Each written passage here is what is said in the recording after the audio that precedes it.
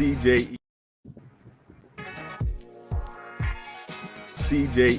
is the Coalition for a Just and Equitable California. We are a grassroots, California-based coalition of organizations working for reparations and reparative justice right here in the state of California. Our mission: achieve reparations and reparative justice for Black American descendants of U.S. slavery, American freedmen, here in the state of California. To do that, we advocate and we do community engagement for our people here in the state. To find out more about CJEC, like, share, and subscribe to our YouTube channel. Also, visit us at www.cjecofficial.org and follow us on TikTok, Instagram, Twitter, and Facebook at CJEC Official.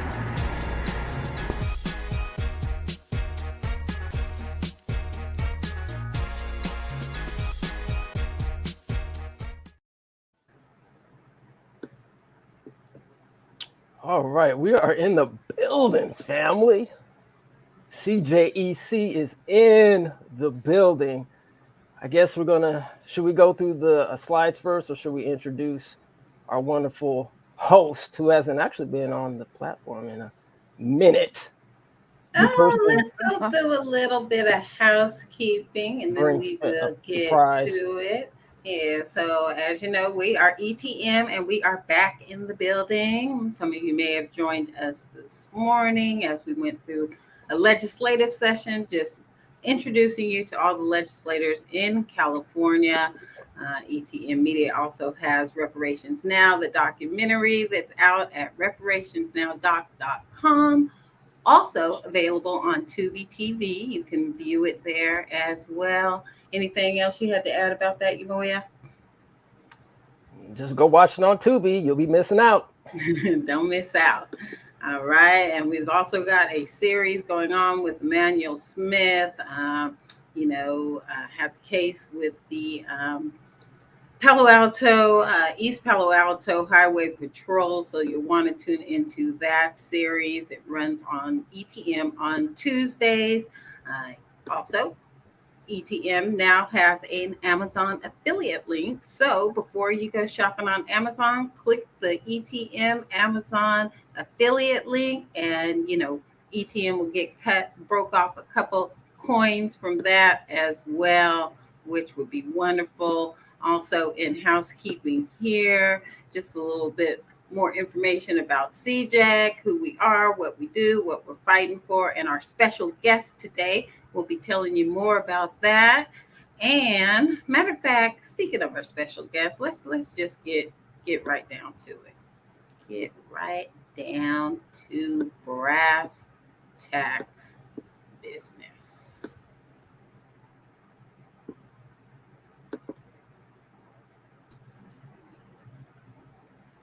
I think. Maybe. Let's try that again. All right, we got it. What's up? Good brother Chris Lodgson in the building. What's up, man? What up? Hey, you already know. Hey, I was thinking, so when y'all played that video to start, that was when I had the big beard. I had the big scruffaluffagus. You know what I'm saying? That was a while ago. Oh shit! What's up, y'all? What's going on? What's happening? The gang's all here. Looks like the gang's all here. Gang. Yeah. Maybe that'll get us some donations in the door, huh? Yep, you're right. No, but for real, we've got Chris, Umoya, Darlene.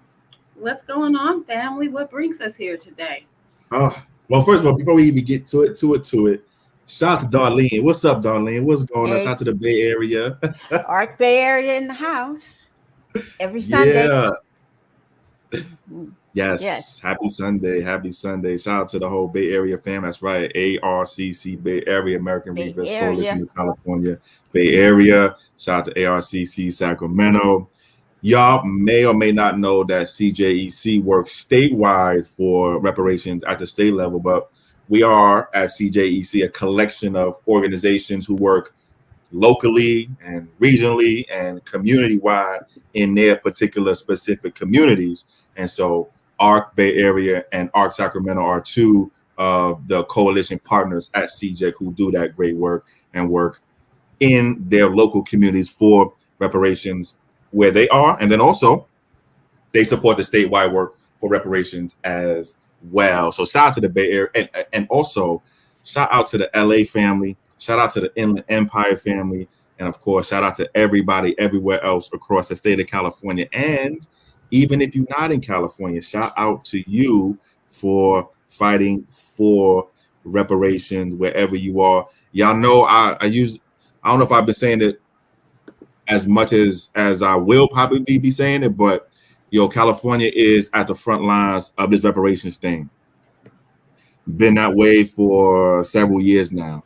So big shout out to everybody that's working everywhere.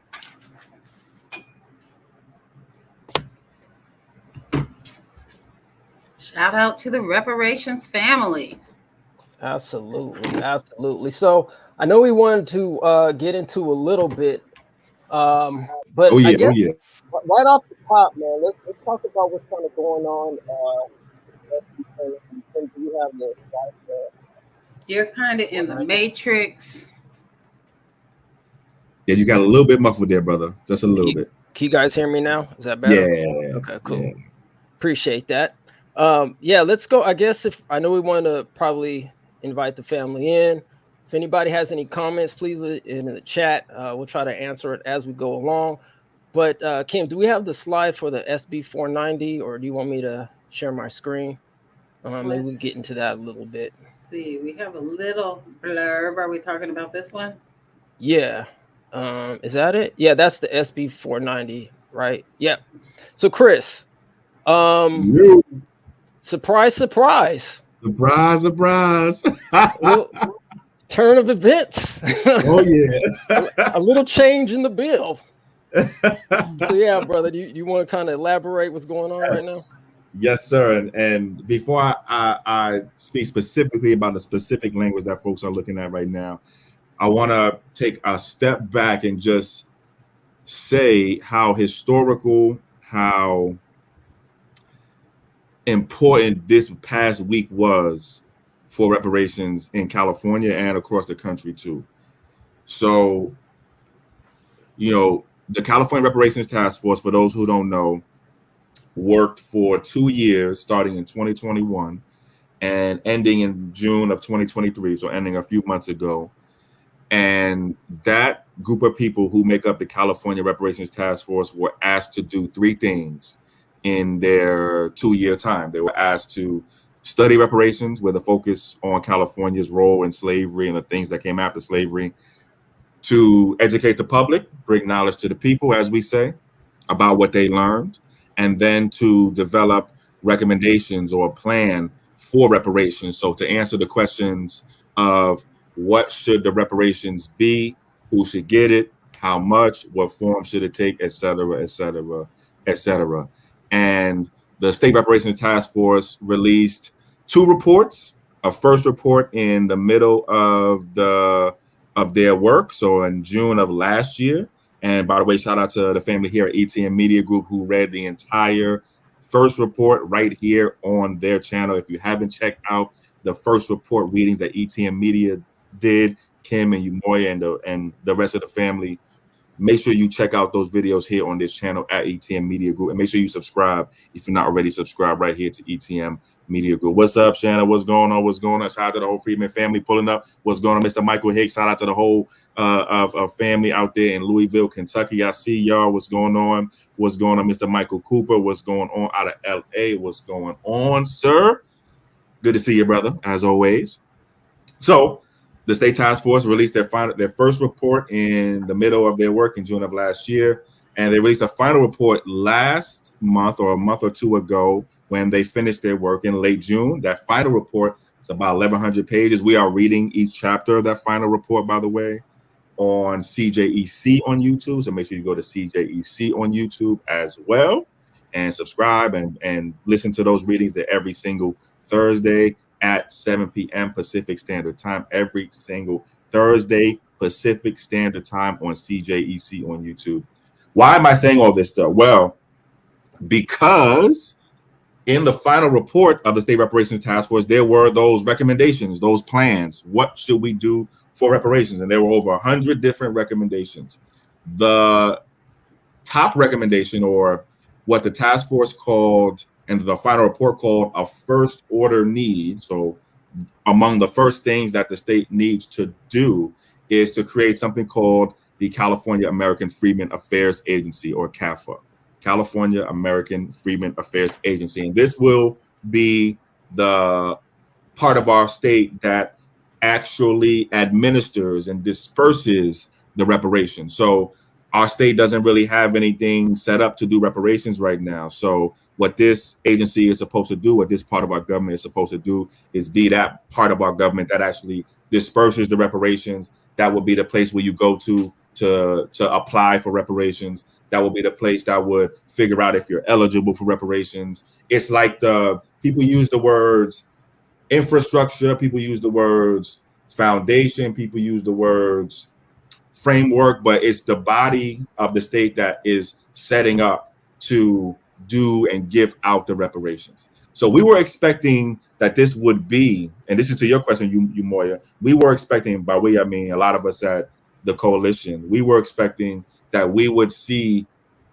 bills that would create something like CAFA, but we were expecting to see them later on, late this year, if not early next year.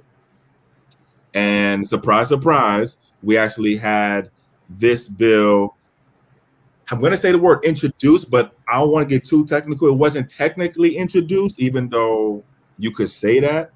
What really happened was, without getting too technical, there was another bill that was about reparations that one of our state senators, Senator Stephen Bradford, used and said, hey, I'm going to take this bill that's already there and take everything out and then put the stuff for CAFA in.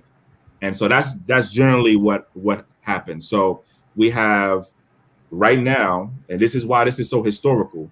This is why this week is so big. This is why this week is so important for those of us who've been fighting for reparations, those of us who are in California, those of us who outside of California, those of us who work in across the country. This is why this week is so important, is because we have the first ever state reparations related bill in U.S. history now officially introduced, presented as a bill, and that is SB 490. Now this bill, and this may be one of the questions that people may have, but I'll get to more questions too. This bill will still have to move next year, so there won't be any legislative action from what I can tell this year. This bill will still move next year, but it is a surprise, brother. Yeah, it definitely is, man, because I think for most of us, we didn't know, if anything, especially, the CAFA coming out. I think most of us were like, okay, they were probably going to extend it for another year and we'll see what happened. In your guess, we're just guessing here, we don't know too much of anything. Why the change? Why do you think we went all of a sudden from, we thought this was going to be extended, to this bill basically being about the Freedmen's Agency setting up here?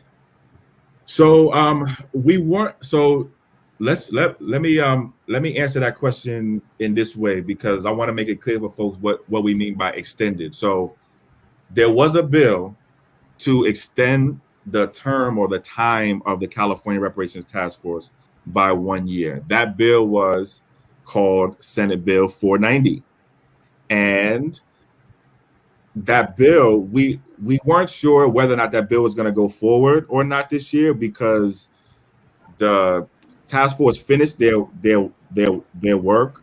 I'm seeing my good brother John there. What's up, brother? What's going on? What's up? The task force finished their work in June of this year. So the question was, what do we need an extension for? The task force already finished its work. There was a bill last year to do the same thing that actually was vetoed by the governor. If y'all remember, that was Assembly Bill 2296. We actually worked to help get that bill vetoed, and we were happy that bill was vetoed. So when we saw a new bill this year to extend the work of the task force, it wasn't all the way clear to us why that was necessary until we heard from Senator Bradford, who introduced that bill this year. And he said to us and to the public too, well, this is just to keep the group together so that we could potentially hold more hearings and also help advise the state politicians, senators, assembly members if they have questions about what we've done. So that was the explanation for the original version of SB 490.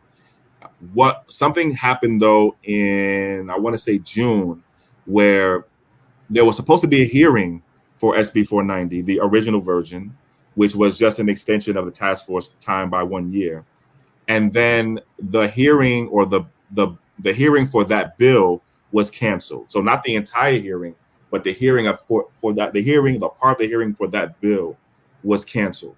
And so that said to us that we need to ask more questions about what's going on with SB 490. And so in the process of us asking more questions and trying to figure out what's going on with that bill, we saw, and again, this week, we saw that SB 490 was amended to strike out everything in it that has to do with extending the task force by 1 year and adding in everything that is about the California American Freedmen Affairs Agency.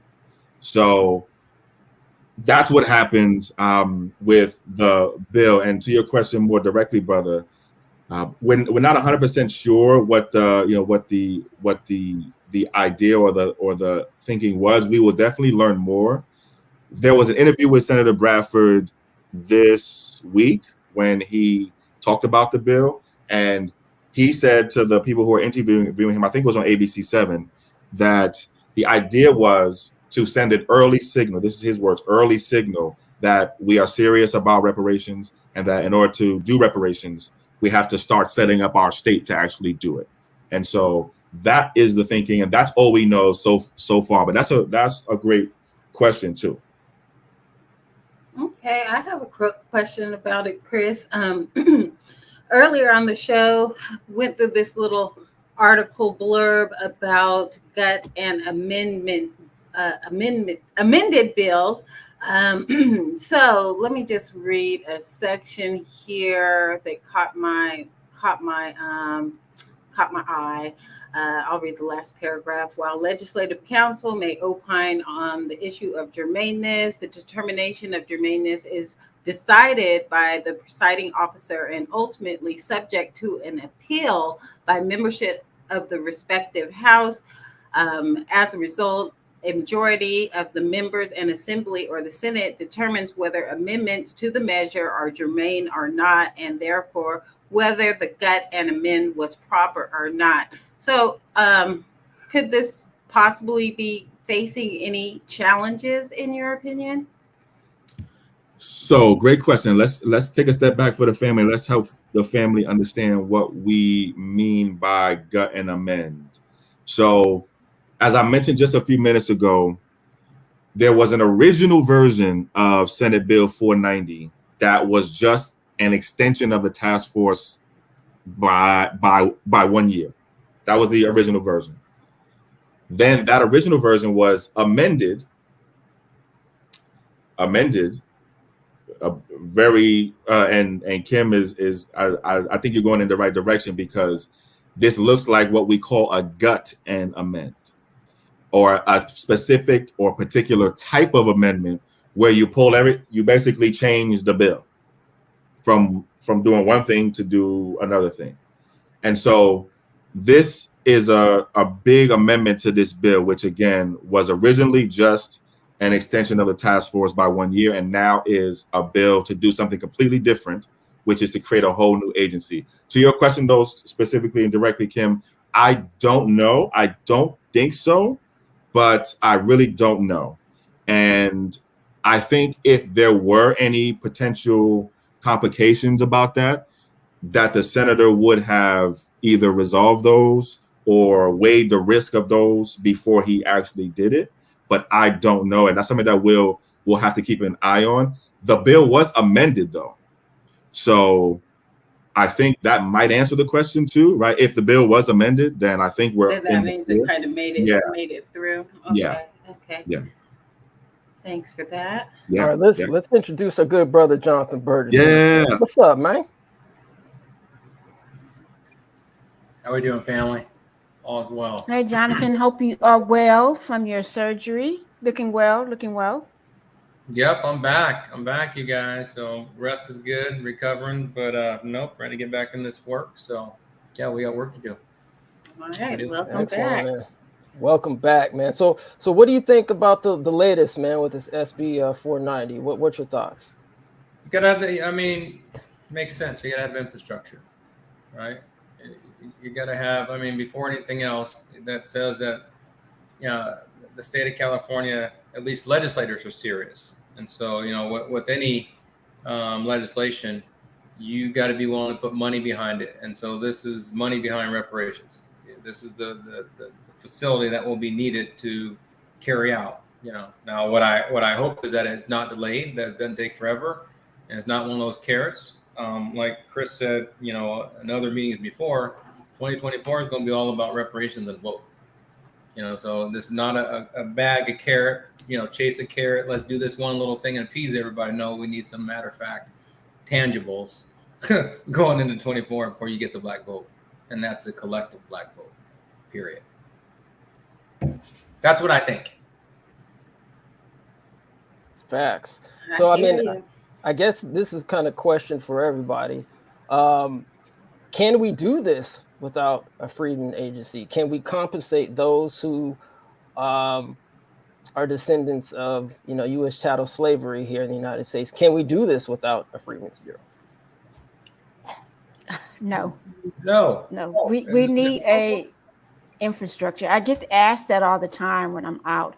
Well, who's going to cut my check? Where is it going to come from? We need an agency to make sure that it is done right and to establish eligibility. So yes. And when everyone answers the question, I have a question for you, Chris. I'll say, since this reparations package doesn't look like, and it should not just be about compensation. Compensation definitely needs to be included. But your question, Yamoya, was, do we need the agency for compensation? I mean, I would say that we've seen examples of, reparations being dispersed without a full-fledged agency. But for all of the other issues that we're dealing with, and we read through the bill, I do believe we need some infrastructure for everything else encompassing the reparations package, including one thing in the bill was the Freedmen's Bank and Trust. So since there's so much involved in it, I definitely think we need the infrastructure for that. But they could cut the check. We saw in the stimulus, they rolled the checks out. They know where we're at. They could cut the check. Yeah, but they don't know who everyone is as far as descendant.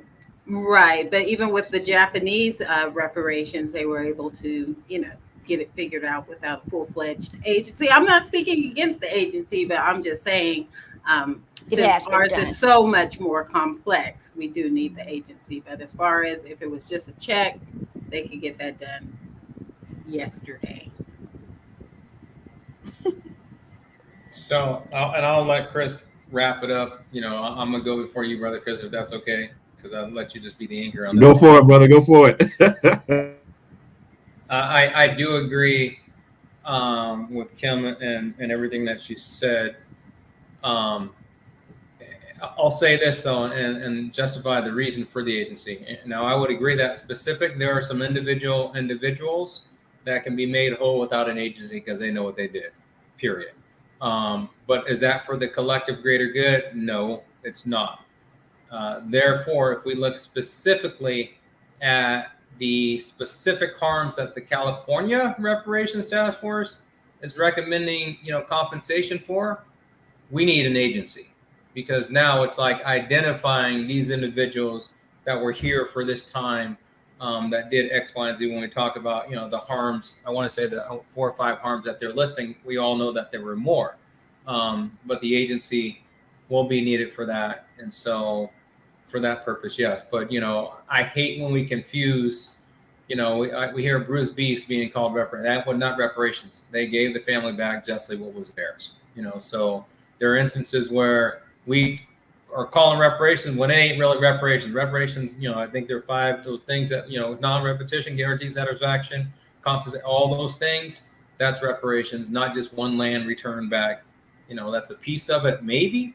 So I'm a land. Well, I think we're folding chairs now. That's the last thing I heard when I fold my chair. Are we moving on to folding chairs? Everybody was landing planes last year. I'm gonna land my plane. I'm gonna land my plane. Folding chairs, funny. I'm gonna fold my chair. Oh man. So a couple of things. One, can you put up that slide for those 5 pieces of reparations? I know we do have that slide, and I think Jonathan just referenced that. I do want to say a word about that. Also, if we could, can we actually look at the actual language of the bill itself? Like, if that's okay, and I'll pop a link in the chat on our end in the back here, so we could maybe pull that up at some point. Let me see if I can find that private chat. I'll put this in there so we can pull that up next. That will be a link to the amended, or the entire amended version of SB 490, just so the family who's watching can actually see what we've seen and look at what we're looking at. And it's all public, so there's nothing that folks can't see. But Kim, if you go back to the slide right before that one, and so Jonathan mentioned the 5 pieces of reparations. Actually, when we did our reading of chapter 14 of the final report earlier this week, it was all about this and where this comes from and why this is important. So there are 5 forms of reparations, or to put it another way, because I think even that is a bit misleading. To call something full repair and fully reparations, what you do has to have each of these 5 pieces in it. So that's what we are really saying.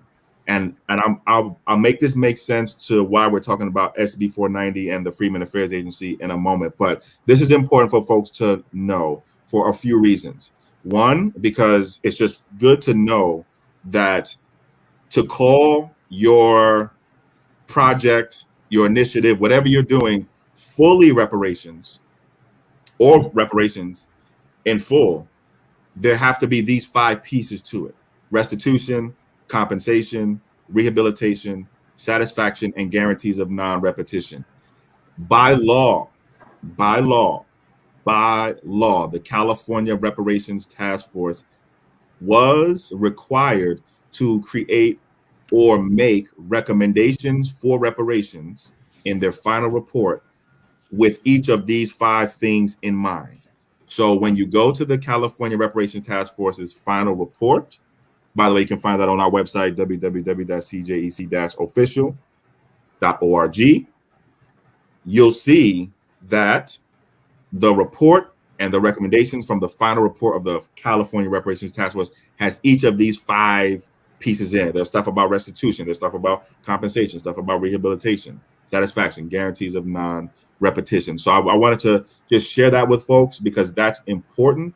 The way we talk about it is compensation plus restitution plus rehabilitation plus guarantees of non-repetition plus satisfaction equals reparations.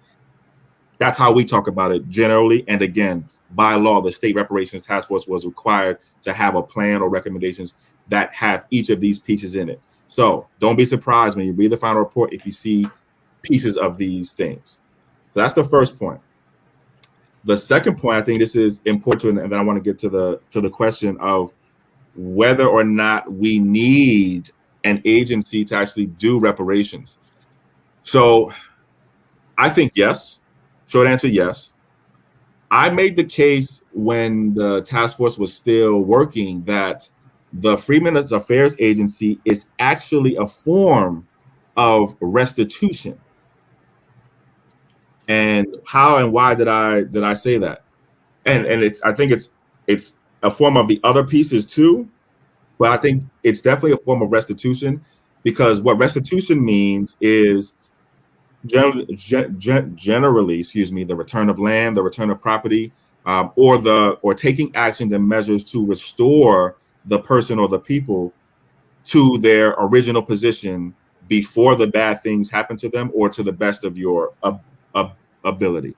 Let's think about what the Freedmen's Affairs Bureau or agency that was in existence in the late 1800s was really about. There was, in the late 1800s, right after the end of the Civil War, a Freedmen's Bureau. This bureau was the government agency that was in charge of and responsible for providing services and support for our ancestors. And that bureau was sabotaged. It was intentionally taken down and never to be seen again up until now. So I see this as a way to restore something that was taken away.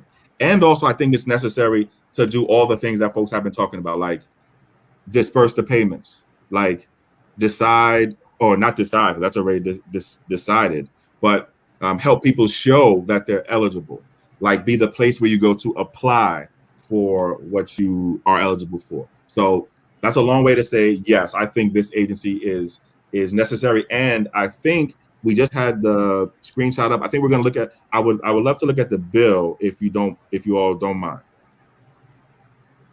All right, bro. So is there anywhere specifically you want to go to?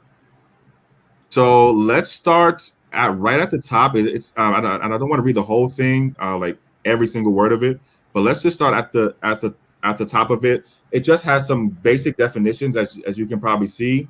So, for the purposes of this part, agency means the California American Freedmen Affairs Agency. By the way, I think this is the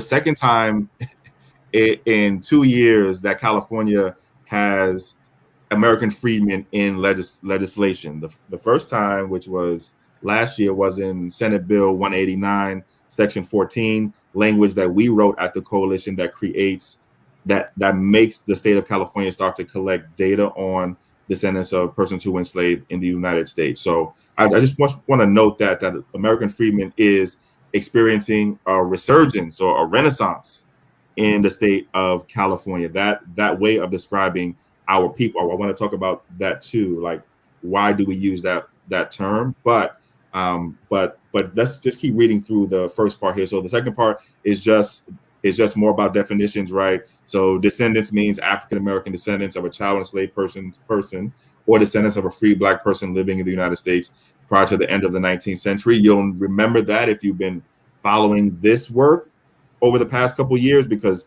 this is the exact who should be eligible for reparations language that the state task force decided. This is lineage-based reparations eligibility, and it is in now a bill that will become law.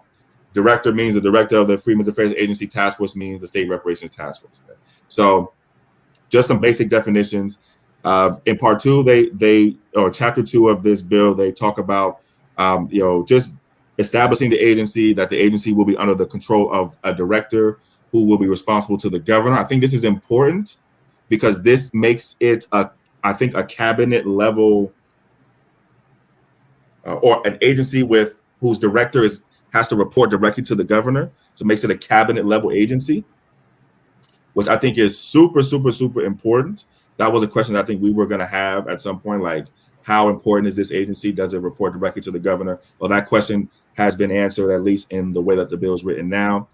It says here that the governor shall appoint the director of the agency who will perform all the duties, et cetera, et cetera. So the governor will appoint the director. I think that's an important piece too. We'll probably have to come back to that and talk more about it. The salary of the director will be fixed pursuant to a certain section.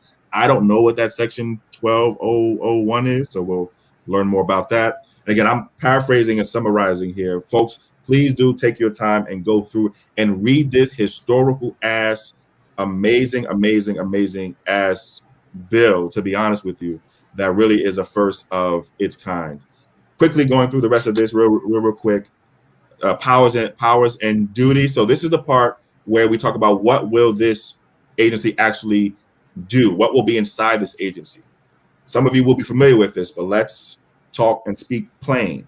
A genealogy office to support potential reparations claimants by providing access to expert genealogical research to confirm that they're eligible for reparations and expedited assistance with the reparations claims process. I like that. Okay. Okay. I think we've been talking about this genealogy office for a while. For those of us who've been close to this, but for those who haven't, this will be the part of the agency, the part of our government where you go to apply and show that you're eligible for reparations. An Office of Strategic Communications and Media Affairs to provide access to information and services to assist the descendant community, the media, and the general public in understanding the work performed by the agency. A community support office to provide transparency, improve accessibility and public trust in the reparations program. A business affairs office to do all of the following: provide for the establishment of the Freedmen's Savings and Trust Bank. Okay. Freedmen's Bank. So not only a Freedmen's Agency, but a Freedmen's Bank. Support for entrepreneurialism and a foundation for financial literacy. Provide business grants and assistance in obtaining business licenses. Employment training and apprenticeship programs to train unhoused descendants for employment in housing, construction, and related trades. Establish public-private justice-oriented partnerships. Another office outside of that business affairs office called the Office of the Chief Financial Officer to provide leadership in planning, budgeting, financial management with a bunch of different duties. A creative, cultural, and intellectual affairs office to address the disruption of cultural centers in the name of redevelopment and to address the history of censorship of descendant-produced media and arts, with all of a bunch of other things that office will do. A data research and collection office, a civic engagement and self-determination office, an office of the general counsel. Then the office will be empowered to, so all of what I just read, and thank you for bearing with me too, fam. All of what I just read are certain types of direct services that the agency could provide on its own.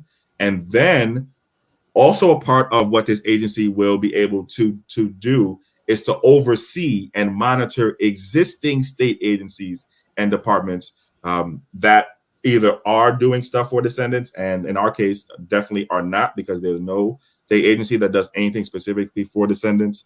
And so this other part of the agency would help monitor and oversee existing state agencies to make sure that they do things for the descendants, specifically an education office to provide oversight and monitoring of the payment of tuition to the state's community colleges, CSUs, the University of California residents who are descendants, and to ensure that existing state educational agencies eliminate barriers to higher education for descendants.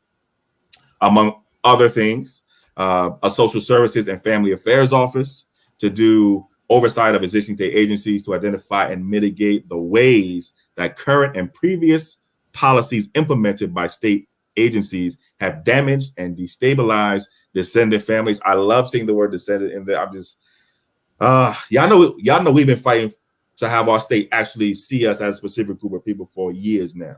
So to see this is, it hasn't really hit me yet how important and impactful this is, but I'm going to continue for now. So a social service and family affairs office to support our families. What else? A medical services office to provide oversight and monitor the state's efforts to provide technical assistance for community wellness centers and local descendant communities across the state to do all of the following and a bunch of other stuff related to our health. A labor and employment office, a development office, a legal affairs office, an office of strategic partnerships. So that is what this new agency will be charged with doing. I want to stop there because I know that was a lot. Chris, I have a question. Yes. First, I would like to say I agree. I think I said earlier today how satisfying it was every time I see the word descendant. And also, as I've been reading the final report, I believe I'm on chapter 29 or 30. Every time I see the word descendant, I highlight it, I underline it, because it just does something for me. So I appreciate that. But my question is about the bill in and of itself. It was first introduced February 14th, 2023 by Senator Bradford. But this, it says in the bill text, it says amended in the assembly. So wouldn't it have to go through the Senate floor first? I know they all have to meet and they have to go to both houses, but wouldn't it go through the Senate first since it's SB? Yeah, it would go through the it would go through the Senate first, and I wouldn't compare the path of the bill because remember there were two different this is a completely different bill, for lack of a better way to say it, just with the same number. So but generally the answer to your question is yeah, if it's introduced in the Senate, it has to get through the Senate first. If it's introduced in the Assembly, it has to go to the Assembly first. The only I have to check though, because I don't remember I don't know why it says it was amended in the Assembly. I don't know why it says that. That may though be because we'll have to confirm, but if 490 was actually passed out of the Senate and then went to the Assembly before it was amended to make it this version of it, then that would be why it says amended in the Assembly. I don't remember if 490 was actually passed out of the Senate this year, but it is possible that it was. So if it was passed out of the Senate this year and then sent to the Assembly for what it has to do in the Assembly and then amended while it was in the Assembly, then that's why I would say amended in the Assembly. Hope that makes sense. That makes sense. And I have Yes, a it does. question also to Chris, and I'm bringing up new information that hasn't been discussed yet. But the new committee, the new Reparative Justice Committee that is Assembly subcommittee, could that have something to do with it? That the Assembly, the Reparative Justice Subcommittee had to review it? No, I don't think so. And let's explain to folks what we're talking about too on this. So, and we could probably find a link to this too really quickly and pop it in the chat. So, other news. By the way, this is all new, right? So all of this part is new. So, in the maybe last 2 weeks or so, the State Assembly in California created a select committee, or a special committee called the Reparative Justice or Reparatory Justice Committee. And let me see if I can find the link to it. I'll pop it in the back chat here, and maybe we can pull it up real quickly for the family. So I just found the link. That's it right there. So we don't want that slide. We want to pull up if you can share that screen and pull that up right there, so folks can see what I'm looking at. So to your question, Kim, and for the folks who are listening now and watching now, gonna listen and gonna watch later. By the way, shout out to everybody in the chat. I see y'all, appreciate y'all. If y'all have questions, please do pop those questions in the chat. We are taking your questions, and I think you, Moya, will be at some point inviting folks into the actual stream. So if you'd like to come into the stream and be shoulder to shoulder with us and ask your question, you're more welcome to do that too. So, Chris, is this the correct? Yes, sir. Screen? Yes, okay, sir. Cool. Perfect. So, all right. So, if I'm not mistaken, yep, that's it. Right. Oh no, I might have the wrong one. Actually, that may be the wrong. Oh, are you looking at the right one? It should say reparatory justice, not restorative justice. So it's the one I put it in the chat on our back channel. All right, let me see if I go. Yeah, that's restorative justice. It should say. So what? Just quickly, I know we're going to get into the reparatory. So what would be the difference between reparatory and where's this one? Reparatory and restorative. Yeah, just to make it simple, one is about reparations, one is not. One is about reparations, one is not. So let me yes, there we go. That's it right there. Yes. Gotcha. All right, cool. Yes.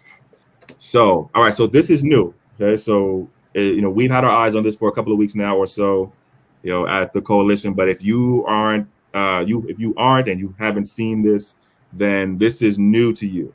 So there is now a special committee inside of the California State Assembly specifically on or about reparations. They're calling it the Select Committee on Reparatory Justice. So as you can see, there's a chair, right? The chair is member Joan Sawyer, who of course was on the State Reparations Task Force, as many of you know. There are members, other members on this committee also, Assembly member Mia Bonta, Assembly member Isaac Bryant, Assembly member Dr. Corey Jackson, Assembly member Alex Lee, and Assembly member Kevin McCarty. So we're still learning more about this group, and we'll have more to say when we learn more, but we do want to break this for you and to you here also now, that there is a specific body set up in the State Assembly just to work on stuff related to reparations. I don't think there's been any hearings.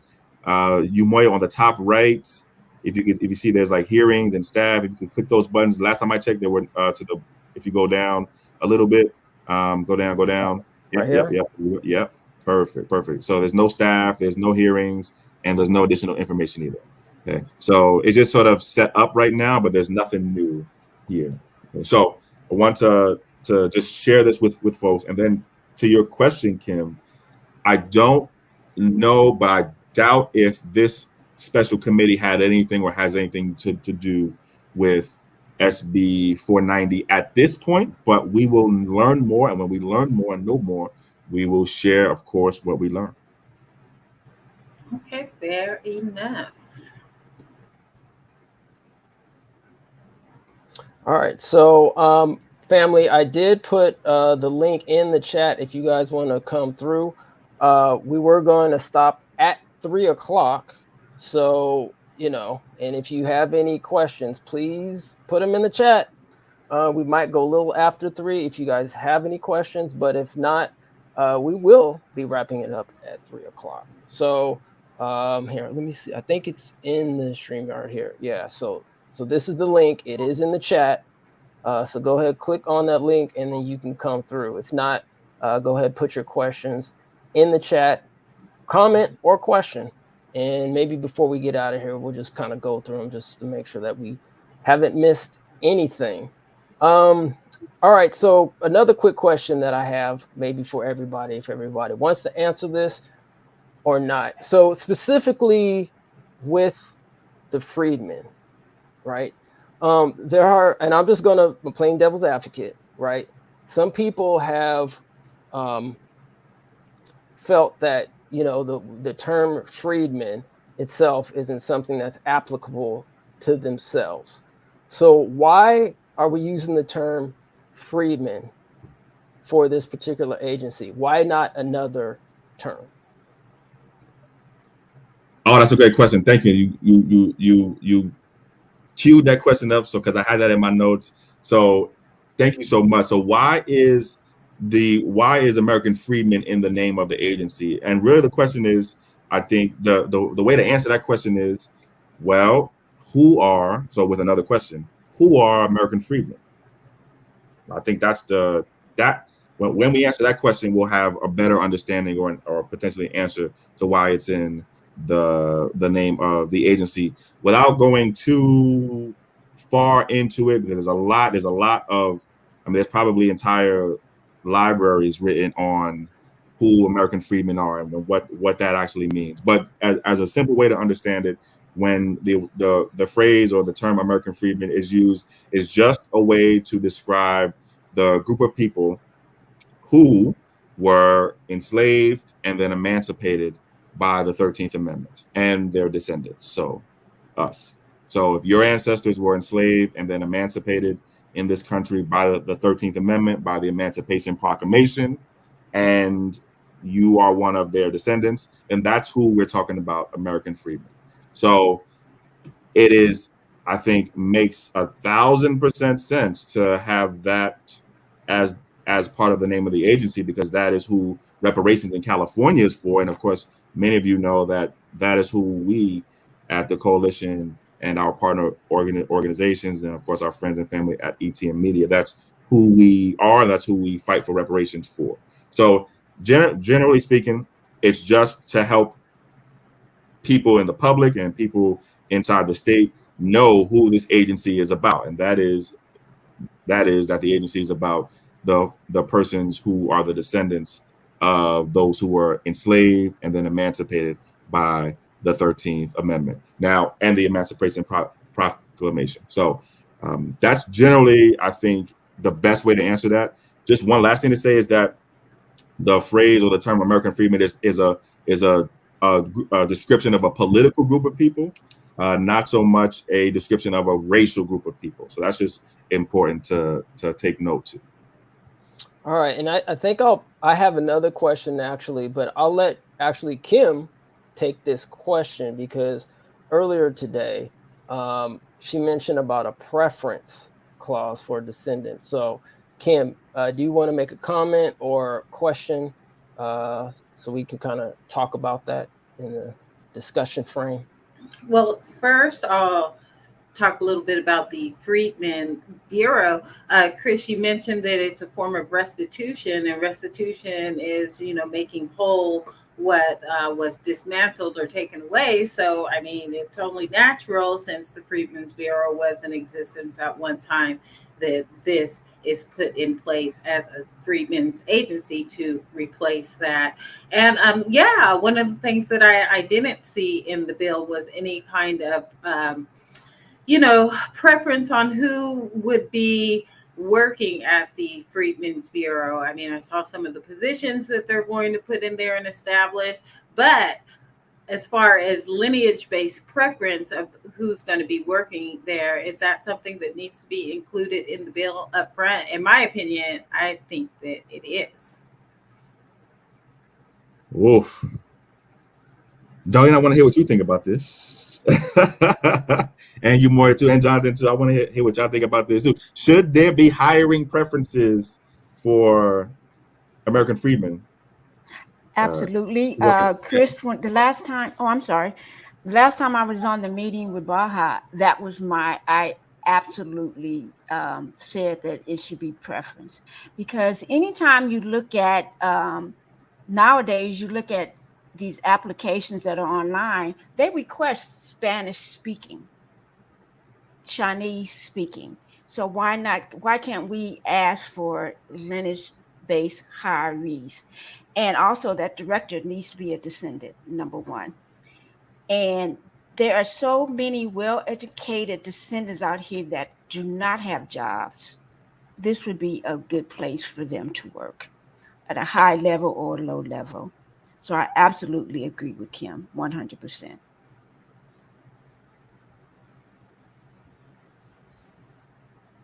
Yumoy, what do you think, brother? Hey, everybody took the words right out of my mouth. Yeah, I mean, absolutely. I think even statistically, data even speaks to itself when we talk about even some of us that are educated and are colleged, right? I mean, I think we even had a statistic, and don't quote me, right here on the channel, or maybe we did a short, where a white felon, right, is like 17% more likely to receive a call back from an interview than somebody who's a non-felon Black, person, and maybe even with education, right? And I think that was at 14%. I think the video said, or the statistics said. So, I mean, there's data out there that says that with or without education, Black descendants specifically, that we get locked out of these jobs. And, even when we talk about our businesses, and I think that's one of the harms that was recommended from the task force is, Black-owned businesses, right? So if we can't work in the Freedmen's Agency, or we're not getting hired through the state, then we need support from our businesses, because we live in a capitalist society. This is how the society runs. It's based on economy. So yes, I will agree with Darlene, Kim, and I'm sure, I don't know, I can't speak for you, Chris and Jonathan, but yeah, that's my 2 cents.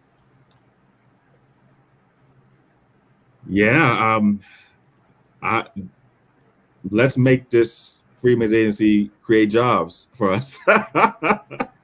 Hell yeah. What? Of course. Of course. Of course. I mean, you say, of course, like it's just, going to happen naturally. But as we know, we have to have everything spelled out and embedded in the legislation. There's a case right now in Minnesota where they hired an Asian woman to oversee a reparations operation. She was forced to resign after the backlash. We could say the same thing out here in Sacramento with the Asian woman that heads up our reparations program. That's a job that she was able to get, dealing with specifically with reparations that could have gone to a freedman descendant. So it's not anything that we can just take for granted that just because it's a freedman agency, they're going to hire freedmen,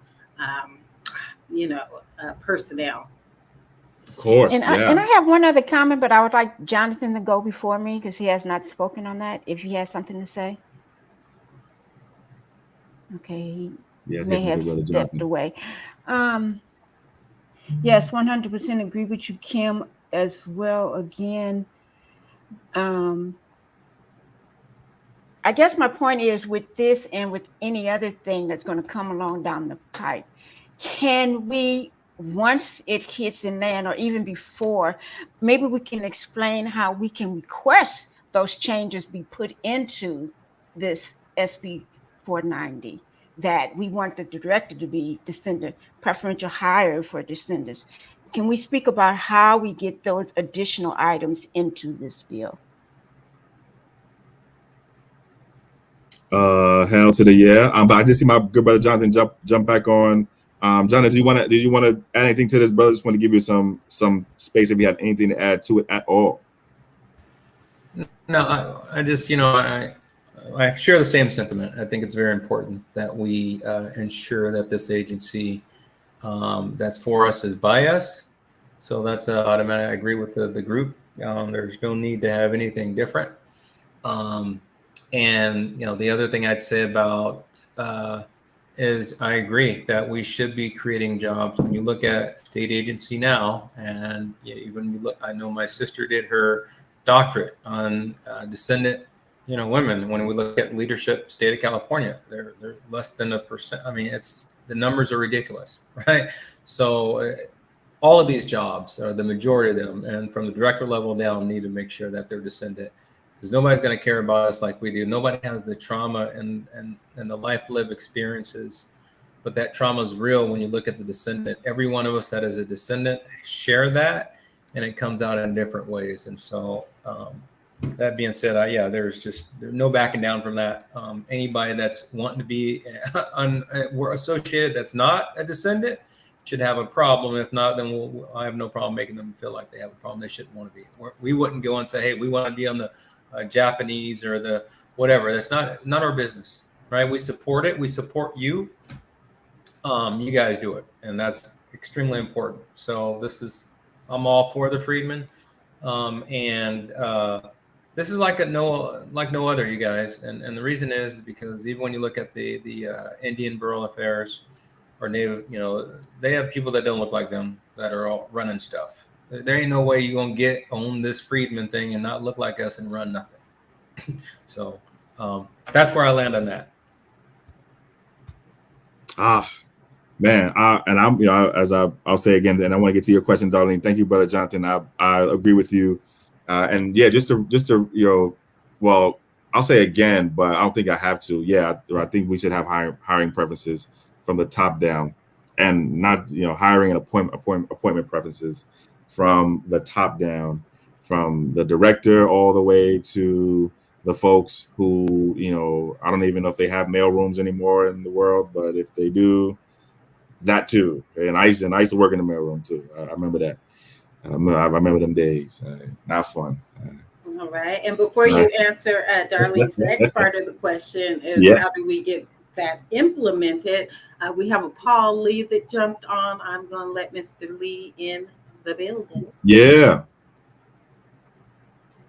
Welcome in, Mr. Paul Lee. All right. Yeah, family, don't be shy. Hello, can you guys hear me? I'm sorry, I got the. Let me try to clear out my background because I have a question for everybody in here. Okay, there we go. That's better. Can you hear me? Yes, we can. Yes, loud and clear. Yeah, still going on. Okay. If you guys can hear me, that's fine. I'll try to talk through it. Before I start, thank you all for this and get this information out there to everybody, because there's definitely been a lot of questions in regards to reparations and what's going on with the task force and the final report and everything. My question is, what are some of the biggest and key takeaways that you want us to take with us in regards so we can take back into our communities? And also, regardless if we believe it or not, I'm sorry. No, bro, we can hear you. You still got the floor. We heard you. Yeah, I'm sorry. It's an echo in the background. So it's like I'm talking. Can you guys hear the echo? No, we can't. No.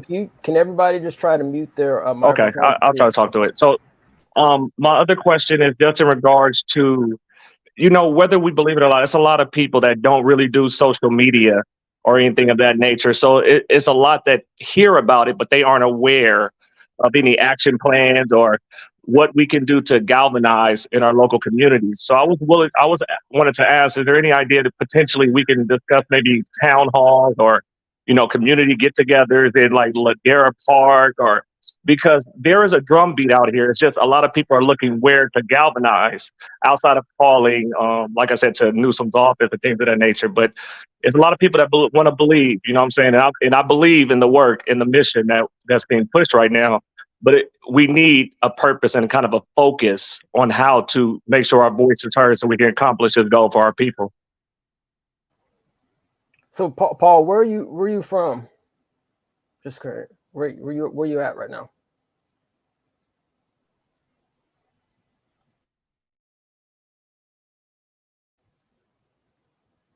I think Paul's on mute. Can you guys hear me? Yeah. Okay. Well, first of all, can you guys hear me? Yes, sir. Yeah. Okay. All right. So, Paul, I think he said he might have been somewhere Ladera Heights, which I believe is in Los Angeles. Yeah, he said Ladera Park. Ladera Park. Okay. So, yeah, I mean, and Chris, I know we're not speaking on behalf of CJEC, but I can speak on the behalf of the Mass Media Group, and I think Kim can as well. I mean, that's something that, hopefully we would definitely like to work on, actually doing some kind of California reparations, more town halls, basically everywhere going up from, the state, from Weed all the way down to San Diego. That is a goal, right? But obviously that costs money and it's not free. And so that's something that, we have to think about, like, how would we do that? You know what I mean? Would we do that at libraries, or, how are we going to raise money to do this, right? So but Paul, to answer your question specifically, that is actually a great idea. And I think we need to do that. And, for yourself, I mean, it sounds like you've been involved in the reparation space as well. I mean, even if with your own family, right, you just want to get them together and just say, hey, let's talk about it. I mean, that's a start right there. But yeah, I think that's a great idea to have town halls all up and down California. And if I could add, let's talk about. Okay, I'm not speaking on behalf of CJEC here, but I am the lead organizer. So let me talk my talk right now. So we did 20 reparations events last year. Okay, in person. So that's 10 community listening sessions. 3 of them were in two to 3 of them were in LA, in Leimert Park during the Juneteenth holiday last year, not this year, but last year. That was 2 or 3 out of the 10 community listening sessions. Then we did about 10 additional Q&As, town hall style meetings that were not listening sessions. And so that was last year. This year we're closing in probably on 10, 15 or so already this year, community meetings, town halls, and some listening sessions sprinkled in for California reparations. So we will continue that for sure in the back half of 2023, which is this year. So to your question, Paul, stay tuned. Actually, there is, I can't even give the date right now, but there is one being planned for the LA area right now. And I will say it's not in September. and it's not in October, but it's in November. I can't give you the exact date, but the long story short is we are coming back to LA, and we have a team in LA that works on this as well. So we are coming back to LA for sure. So for you, Paul, I would say go to our website, CJEC-official.org, go to the Get Involved page, sign up for the newsletter, sign up for the text message, and sign up for the volunteer list. And then we would love to help get you connected to volunteer with us to help us do our next LA events. Again, there's going to be one coming up in November for sure. And there'll be more for sure. So to Paul and really to everyone else, if you're interested in doing in-person events with us, participating in the in-person events that we have, or helping to create new in-person events, there are places that we haven't been to yet that I really do want to go to this year. Please do go to our website, CJEC-official.org, hit the Get Involved page tab button, and put your information in there so that way we can let you know when we're going to be in a place near you, and you can reach out to us to let us know that you want to do something in person for California Reparations in a place near you. I did want to, I know we skipped over Darlene's question. I did want to just answer Darlene's question really, really quickly. And then I know we have a bunch of great questions in the chat. Shout out to everybody in the chat, by the way. Please do, if you are brave enough as our good brother Paul, please do come on into the chat with us. The link, not into the chat, into the stream with us. The link is in the chat. So if you want to come up here and speak or be seen and speak, either one, and ask your question directly, you can. And also you can put it in the chat as well. But to your question, Darlene, generally speaking, Darlene, I'm going to answer this very, very generally. The way to encourage the senator to accept or to do any changes that people want to the bill is to talk to the senator, is to reach out to the senator, is to call his office. All right, so that's really the only way that can happen. And so yeah. So, Chris, I just want to. Looks like East Bay made an incredible comment in the chat. Said Senator Bradford said reparations more than cash payments and center on education and healthcare. Quote, education is important, but won't get us the equality and the wealth gap anytime soon. Amen. I want to say amen to that. Hallelujah. I think that 100%. Hallelujah. Okay. We have a saying, and good brother Jonathan, you know this. If it doesn't have compensation, it ain't reparations. And East Bay is absolutely right. By the way, East Bay asked a really good question earlier too. I definitely don't want to miss that question either. So when we get to the questions in the chat, I do want to answer that. But that is a very important point. And I think the way I've been thinking about it recently is that, so we have these 5 pieces that have to be in it, right? Compensation, restitution, rehabilitation, guarantees of non-repetition, satisfaction, to call something reparations. But I don't think each of those pieces is equal to each other. I think actually the direct compensation is at the center of it all. And then the other things go sort of around it, but it doesn't work without the direct compensation. So like you could do all the other stuff, but if you don't do the direct compensation, none of the other stuff is really going to work. And so that's very, very important. And East Bear is absolutely right. Change or education by itself does not close the racial wealth gap. We know this from many, many years of data and research and living our lives as real people. 2, lived experience, and the data and the research says the same thing. Education does not close the racial wealth gap. As y'all know, we usually say something like, right now, every time we look, really, a white household with a black household where the head of the household has a college degree has less wealth than a white household where the head of the household is a high school dropout. So education does not close the racial wealth gap. Right. And if they wanted to do education as some kind of reparations, they could have done it a long time ago. And in fact, they did the opposite. When Black people started to go to college, they started making it cost money. When white people were going, it was free for a free-for-all. And then as soon as we weren't even able to go. And as soon as we were able to go, they kicked the price up like they always kick the goalposts and can down the road. So that's my position. If they wanted to do education, they could have done that long ago. Yeah, bro. And before we actually, I'm sorry, go ahead, Jonathan. I was going to say, education without opportunity is just education. And so we fall back in the same place when we look at the highly educated descendants that still don't get the jobs, don't get the positions, even though they're qualified and educated. And, what I liked about the Freedmen Affairs and what they talk about, the business program and having, grants and just things specific, because that to me means opportunity, not gate kept by organizations within the state of California, individuals within the state of California that just, they don't share it, so they're going to look out for who they look out for. And 9 times out of 10, it's not going to be us.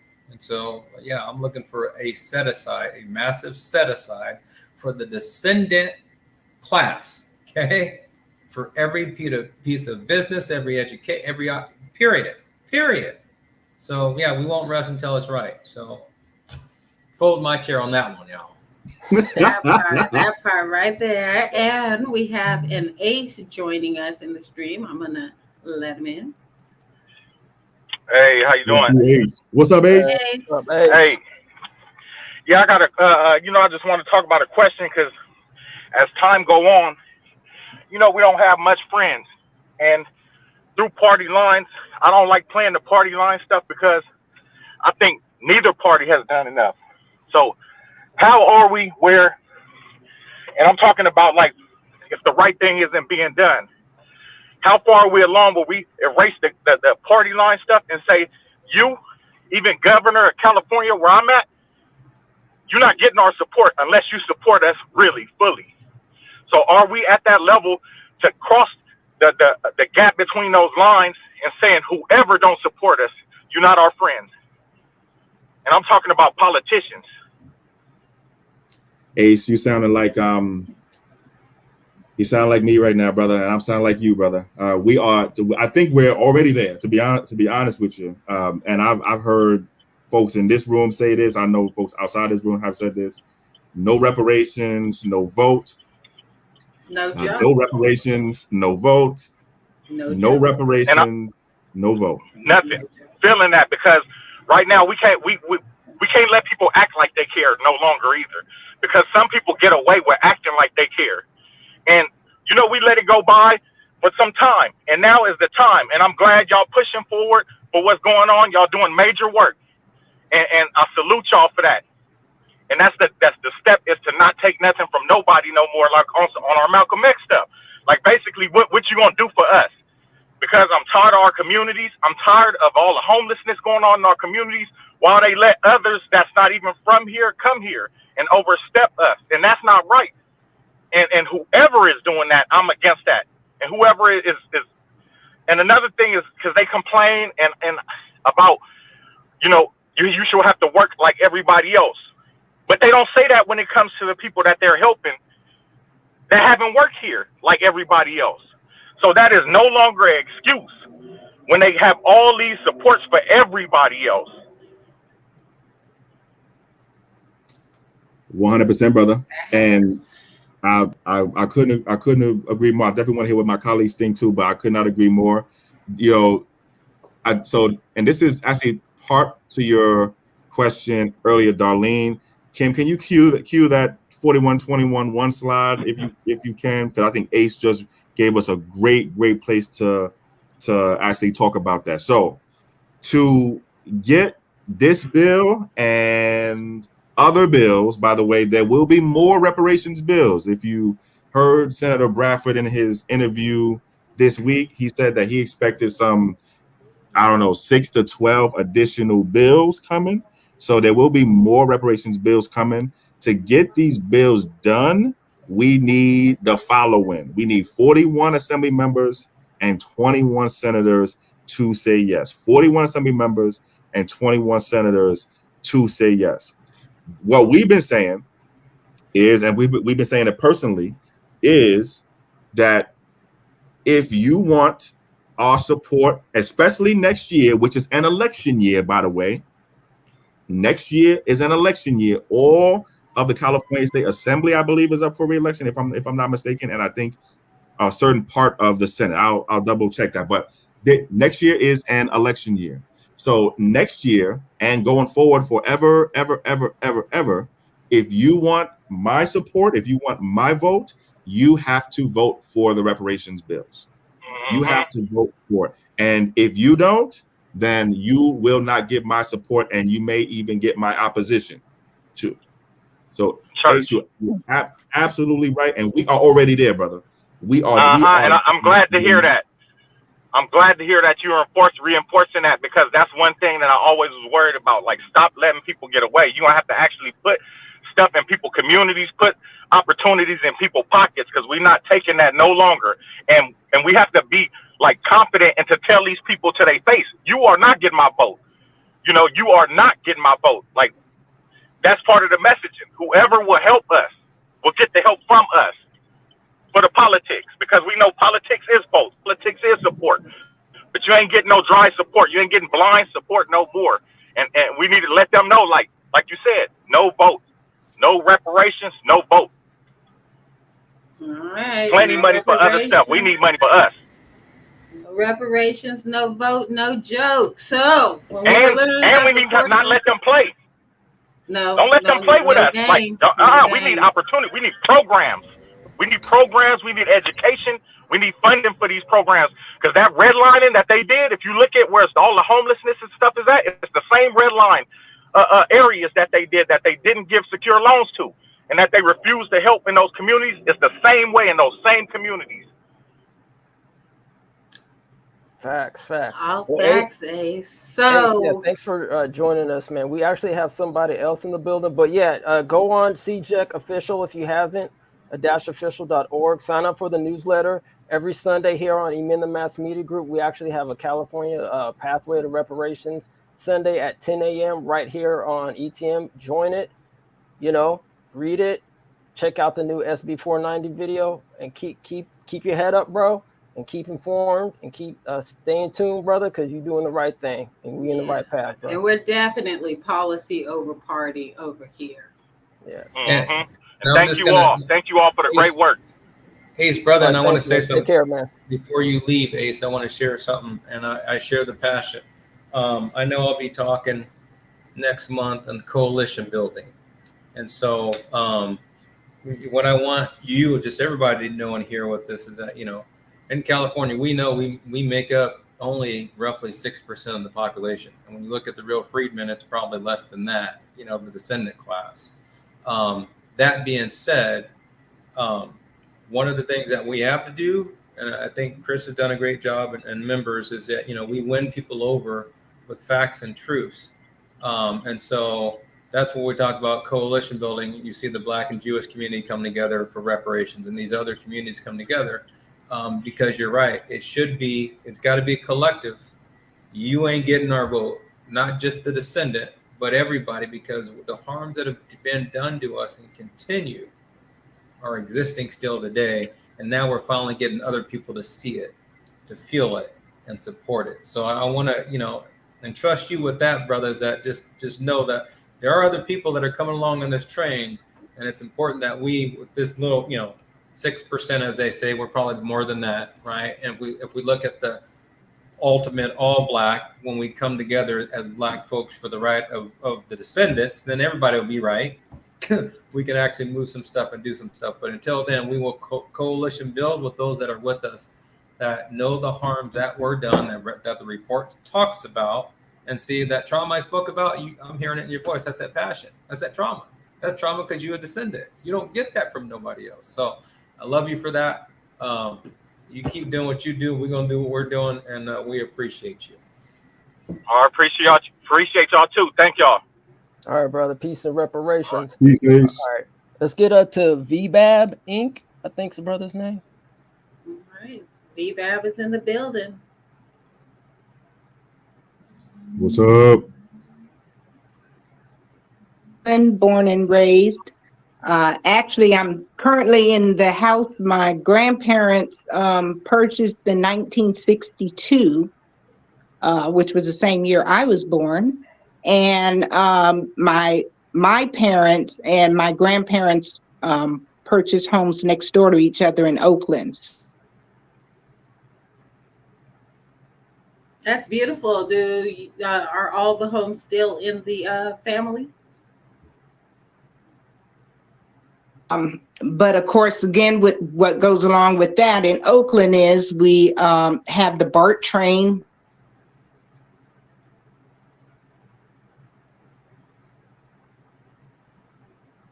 Hey, did she cut off for you guys a little bit? Literally over our backyard.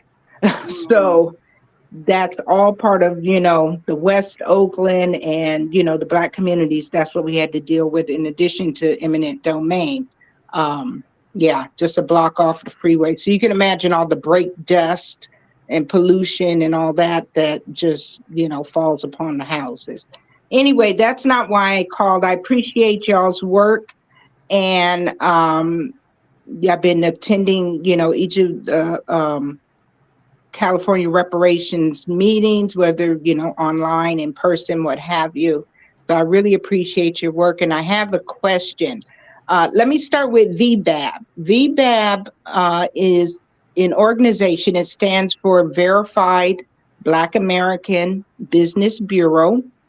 And if you can envision the Better Business Bureau, it's similar concept for verified Black American businesses, meaning the ownership of the businesses, the Black-owned businesses are verified. The lineage of the owners are verified before they can join the association. So we're a new association, and we're going to be putting in a lot of work to get our folks together so that someone can't just say Black owned, or you can't just see yellow, reds, and oranges and greens and red, black, and greens on labels and think that that's a Black business, a Black owned business. So we have a vetting process just like the U.S. Black Chamber of Commerce does, with full questionnaire and so forth. So look to hear more from us on that.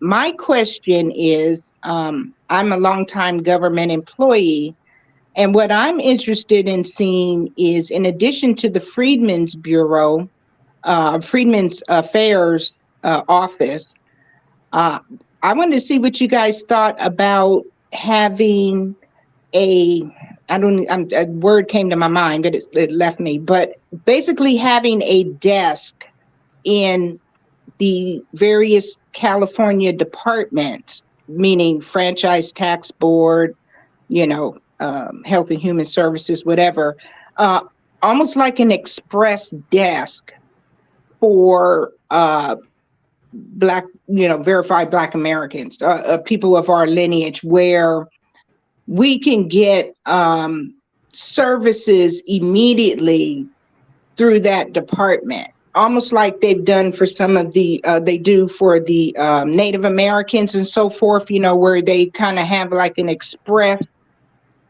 instead of our stuff, just our paperwork piling up on someone's desk trying to get something done. I think there should be a dedicated office or a liaison to handle, as part of our reparations, to handle our affairs. Do you think that's something that's possible? Because I've made comment on that when the task force was in effect, that might be something to consider, where our stuff can be expedited. It's just like a dedicated embedded office in these various state departments. Might that be a possibility? Oh, I love that idea, to be honest with you. And I think it's such a great idea, and thank you so much for sharing it. And for those who are listening, what's being proposed here is a liaison or a special office inside of all the existing agencies that exist right now, that's specifically there to expedite the services for the descendant community, for American freedmen, for the descendants of U.S. chattel slavery living in California. I think that's a really good idea. And I would expect that something like that would be really helpful because part of what this agency has to do, and we just read the, we summarized, we read very fast, but not completely, the bill SB 490 to create the agency, and there is a part in there that says, hey, this agency has to oversee the existing agencies, so the Franchise Tax Board, which is what you mentioned, the Department of Health and Human Services, et cetera. California has a bunch of, probably a lot of different agencies.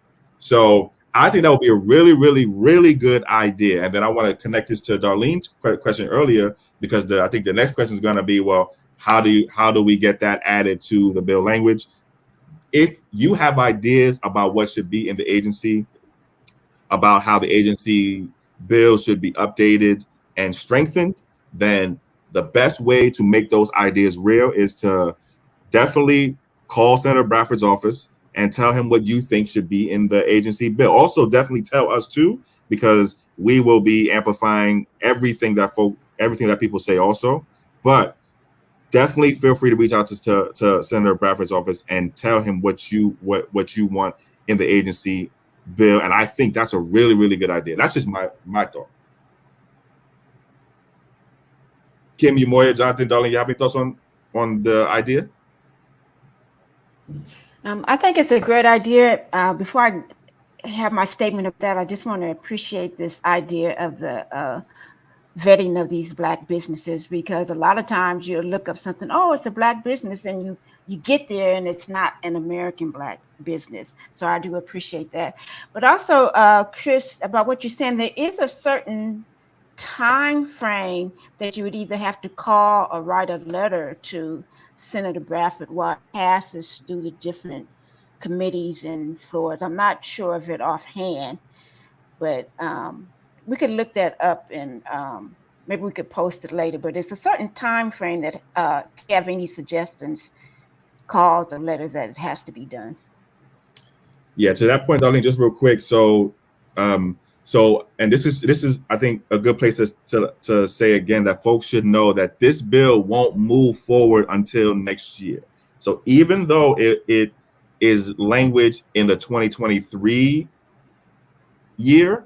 season, the bill that we're talking about, SB 490, won't start to move forward until the 2024 season.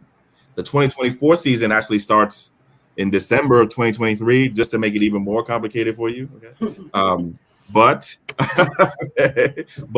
generally speaking, this bill won't start to move forward, meaning, and what I mean by move forward is start to have committee hearings, start to get votes, et cetera, et cetera. That won't start until the 2024 season. So there can be updates and amendments, and the bill can be strengthened really anytime between now and, to be honest with you, I mean, I'm working bills right now at the Capitol that we're going to get that are going to get amended, like, very late. Okay, so you can generally take amendments for a long time. So just want to let folks know that there is time. There is more than enough time to add your ideas and tell Senator Bradford what you think should be added to the bill. I think Jonathan mentioned something earlier too around funding.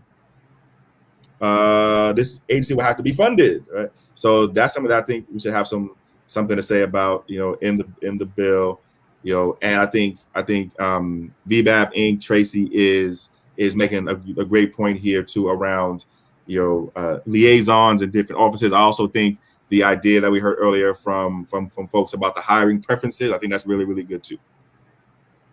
I'll shut up. I agree. And I know, Chris, you didn't want to lose sight of this question by East Bayer. Now might be a good time to answer it. Yes. So what is your confidence level that? Oh, do you have anything else to add, Tracy? I'm sorry. I did real quick. I'm so sorry. No worries. My question is, what would be the process if we tried to get a liaison in as a standalone, not only as part of the bill, but just as a standalone, I don't know if the state does or if the governor could do executive orders like they do on the federal level, or because we're only talking about having dedicated, I'm suggesting dedicated employees who are already in the various agencies. So they would just basically take one or two people and move them. Well, they probably wouldn't even have to move their desk even. It would just be that. So there's no funding that, for the legislature to fight against, or, we don't have the money, this, that, and the other. We're talking about working with existing staff. But is the governor able to write like an executive order to just say, departments will now do this, aside from or in addition to the bill 490 and the other bills, just because the departments are already running right now? Yeah.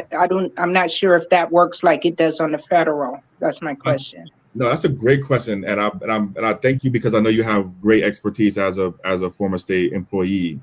So so thank you. My sense is that the answer is yes, and so my sense is that, and it may not require an executive order from the governor, but the agencies themselves and the departments themselves may be able to assign a certain staffer to be the liaisons in this office for this particular thing without needing actual legislation to do it. My sense is that the answer is potentially yes, to be honest with you. I'm not sure, but agencies can and do very often, as you know, make their own rules and reassign personnel, et cetera, et cetera. So my sense is that the answer is yes, that this may actually, and what you're recommending here, Tracy, may actually not require language and legislation. It probably wouldn't hurt to have it in the legislation too, but it may not require it. So that's a really, really good point.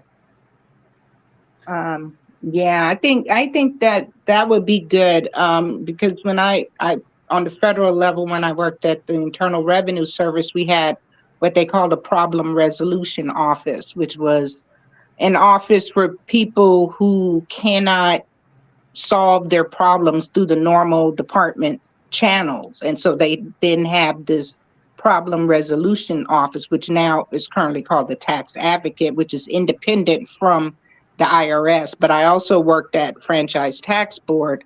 And again, I seems like the same specialists, they can just reassign once someone makes it known, I want it to go through, this area for descendants or what have you. But I don't know how we would do that on a department by department level. That's why I was trying to ask about the governor, but maybe the senator might know.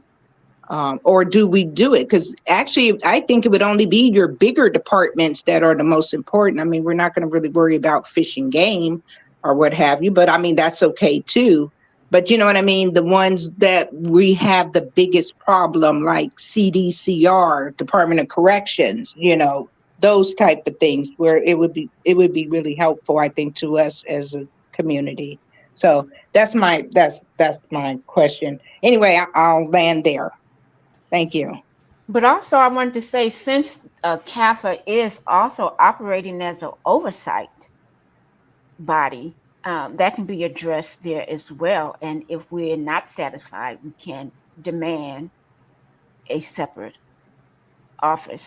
Right, but it sounds like what VBAT is referring to is some kind of rapid, immediate action in these offices that can provide some kind of oversight and start getting the ball rolling, which brings me to the SB 189. Aren't we supposed to be seeing some action on the delineation bill? Aren't they already identifying state agencies to start the delineation process? Would that be a natural fit to say, hey, you're already doing this? Because that bill, I mean, that law should be in motion, right, in 2024. So is there something that they can do to kind of start putting these positions in the different agencies that they're already kind of eyeballing for delineation purposes?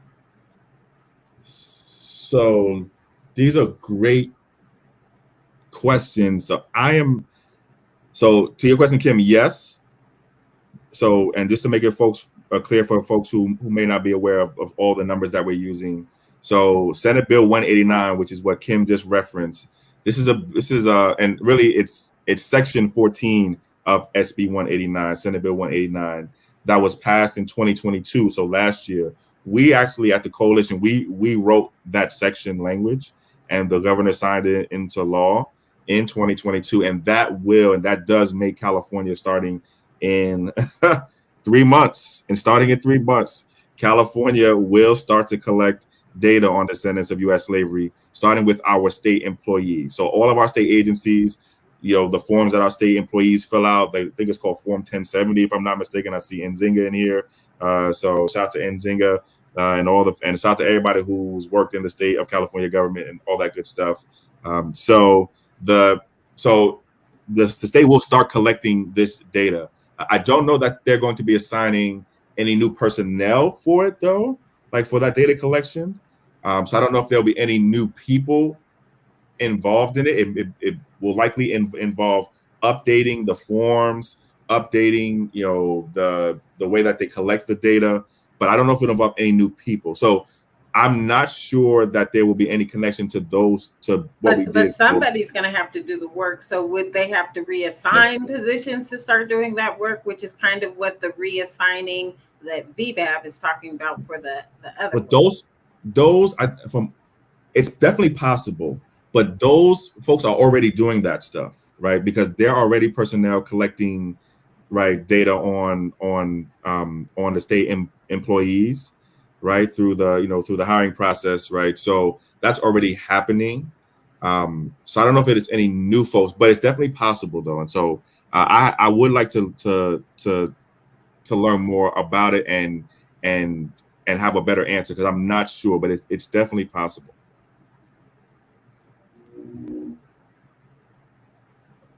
Okay, All right, that's so a great question. So yeah, VBAB, if you don't have anything else, we probably want to get through these comments. So do you have anything else right now, or? No, I don't. Thank you so much for allowing me to speak. Oh, well, thank you for I could drop down. Thank you. Thank you very much. Thank Great you so much. questions, great ideas. Amazing. I mean, this is what we're talking about, right? We're talking about, this is what community is, right? That's why we have these platforms, because it's not just about one individual, it's about a whole collective. And, that's why we're at the point where we're at, right? Especially with this SB 490. Who would have thought? I mean, Chris, we talk about this all the time, bro. Me literally riding your bike, my bike, not your bike, but my bike, miles to your house. I know. Let's crazy, bro. Let's just take one more moment here, because I know we're gonna wrap soon. Yeah. Well, East Bear wanted to get back to that question before it gets too far away. But VBAB also, brought something else to my mind, in that when she's talking about this rapid relief, getting stuff done right away, I did not see anything about rapid relief in the bill, and I know that that's something that we had discussed, during the task force proceedings. So that's the Office of Immediate Relief. Mm-hmm. That's what it was called, the Office of Immediate Relief. That's not in there. Where's that? That's not in there. Yeah, that's a great catch. That's not in there. So we should probably go compare chapter 17 or chapter 18 of the final report. Darlene, correct me if I'm wrong.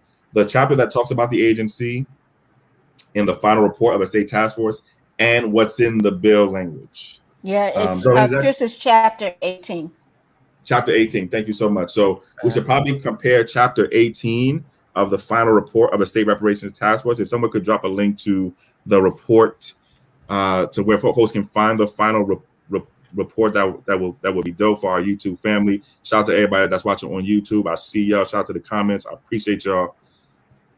And so compare that with what's in the agency bill, and see, okay, what's missing, what's the same. You're absolutely right, Kim. The Office of Immediate Relief, that's not there, and that is in the recommendations of the final report to be inside of the agency.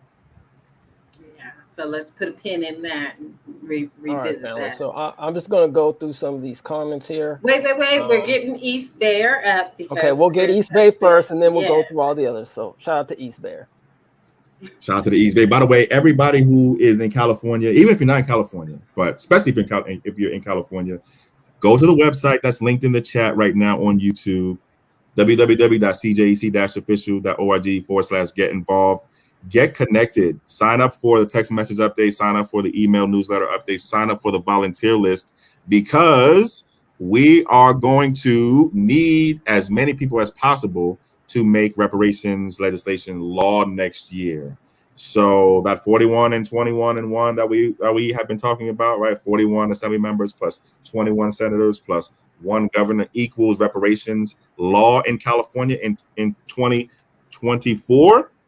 Well, to get to the 41, to get to the 21, to get to the 1, we are going to need people. We're going to need you and your legislators, those 41 members and those 21 senators and that 1 governor needs to know that you want it to happen.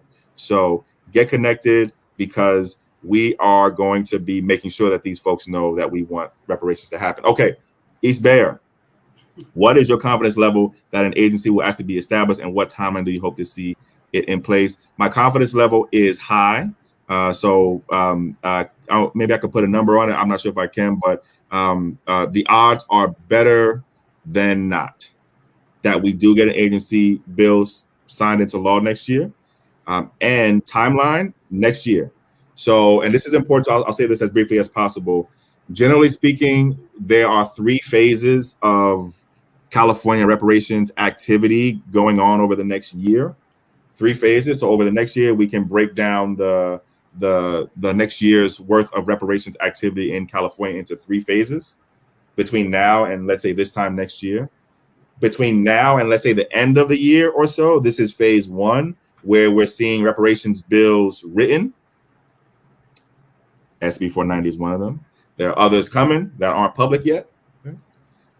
But over this next, let's say, between now and the end of the year, and maybe even into early next year, maybe, we'll see reparations bills written and then made public and then introduced. So that's phase 1. So between now and, let's say, early 2024. Between early 2024, so like winter of 2024 and spring of 2024, or winter of 2024 and, let's say, early summer of 2024. So the first 6 months of 2024, to make it simple, we'll see those bills that were written and introduced make their way toward passage by the state assembly members and state senators, 41 and 21, right? That's what we need to make the bills get passed. So that's phase 2. And then phase 3 is when those bills get to the governor's desk, let's say early summer to late summer. And then those bills will be on the governor's desk, and the governor will be able to sign those bills. So there's 3 phases: write the bill phase, pass the bills phase, sign the bills phase. We're in the write the bills phase right now. And we've seen one of those bills that were written already made public, and that's what we're talking about today. Hope that helps answer the question from East Bear, because that's a really, really great question. All right, family. So I put the final report link in the chat. So if you have a chance, that's what you were requesting, Chris? Yes, sir. Thank you very much. And folks can also see that on our website too, CJEC-official.org. We have a reports page, but if you go on the site for 3 seconds, there'll be a pop-up that will pop up on you and say, hey, read this report. So, we're also reading the report, by the way, every Thursday at 7 p.m. on the CJEC YouTube channel also. And who started that one off, bro? Yours truly. Yours truly. And guess what? Yes, shout out to everybody. Shout out to the whole entire team who are our volunteer readers. This week, though, at 7 p.m., I will not be doing the reading. We have a special guest doing the reading this week. So, and every week there'll be a different reader. Yes, every week there'll be a different reader. All right. Hopefully Darlene will be reading. I think, right, Darlene? I think you're going to be reading a chapter, maybe. Not this week, but well, this week, chapter 15, I know has to be cut up for 2 weeks. That is an amazing chapter, and we want to shout out to that special person for taking that chapter. No one else did, so shout out to her. So I would think for me maybe 3 weeks from now, because that chapter 15 is definitely going to need to be broken up. All right, wonderful. All right, so let's go through these comments real quick. I think we kind of went through some of them. Peace, good afternoon. Shout out to CJEC. Brother Michael R. Hicks, what's up, fam? What's up, Brother Michael? Shannon, what's up? What's up? All right, Iron for Zeke in the Iron building. for Zeke, Mr. Michael Cooper, what's up, brother? From LA, Peace EPA family. for reparations. EPA Shout out to the East Palo Alto family, what's up? Out family. Okay, let's see. What is this? This chat is lit. Shout out to the chat. Yes. Shout out yes, to the yes. Chat. This is a sexy conversation. Yeah, thank you. Hi, Jacqueline. Hey. Is there any new updated information takeaways? This info seems redundant. Anybody want to answer that real quick? All of this is new. They must have been listening to our show this morning. We did read. Probably. Okay. Cool. And hey, and I don't think we can hear this information too many times, to tell you the truth. We need to, until it sinks in, we need to know this like the back of our hands. So word. But I do want to say real quick, shout out to you, Kim, you, Moya, and Darlene, and the whole ETM Media family. Shout out to the work that, fam, every Sunday at 10 a.m., I believe, the family is teaching on the reparations and legislation process in California.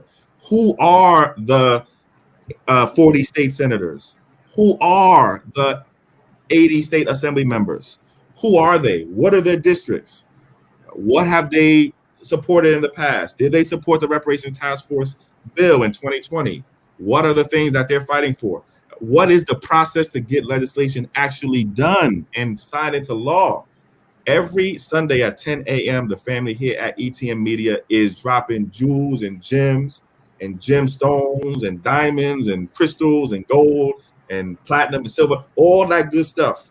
All right. So thank y'all. And please, y'all listen, the way that part of how we win next year, part of how we actually win reparations law next year is being as informed and knowledgeable about the reparations and legislation process in California as possible. The opponents of this, and let's not kid ourselves, there will be opposition to these bills. Excuse me, there will be public opposition. There's already opposition. There will be public opposition to these reparations bills. Some of these public oppositions know the legislation process very, very well. We have to outknow them in this. And so shout out to Kim and Umoy for helping us get to that. Facts, man. I mean, and we're learning too. I mean, it's a trip like 2-3 years ago. I mean, the Appropriations Committee, I was like, what's an Appropriations Committee? Oh, that's where the money is. Oh, okay. Where the money resides. It's like, what? Judiciary Committee, so all these things, family. I mean, and this is what, and shout out to my brother, Chris, right? I mean, he's been involved in this for so long, right? And he's been trying to get our community to understand, look, you have to understand the political environment. If you don't understand the political environment, stuff will get through or fall on the floor and you won't even know where it is. I mean, there is no one, and I'm not just saying this patting on our back, but I know for a fact, right, especially within the community, and Chris, you may be able to elaborate on this or not, but political education, descended or not, I don't know anybody else who's doing it like the military. Nobody. CNN is doing it like we're doing it. I don't think MSN is doing it like we're doing it. Nobody. I don't know who is, right? So this is a perfect opportunity, not only for us to learn, but for you to learn, right? So you know who to contact. So you know who your legislator is. Because we may not have all the time to do it. The advocates may not have all the time to do it, right? But you can call in too and be like, hey, I heard this SB 490 is going on. I'd like some more information. For example, you were there and you voted no on AB 3121. why did you vote no? Right? So you could call up them to say, hey, this was just to study reparations and proposals. You voted no on that. Why did you do that? So this is the process that, we're going through to keep us informed. And this is not only going to help California, but eventually it's going to help the nation. Because I think the saying is, so goes California, so goes the nation.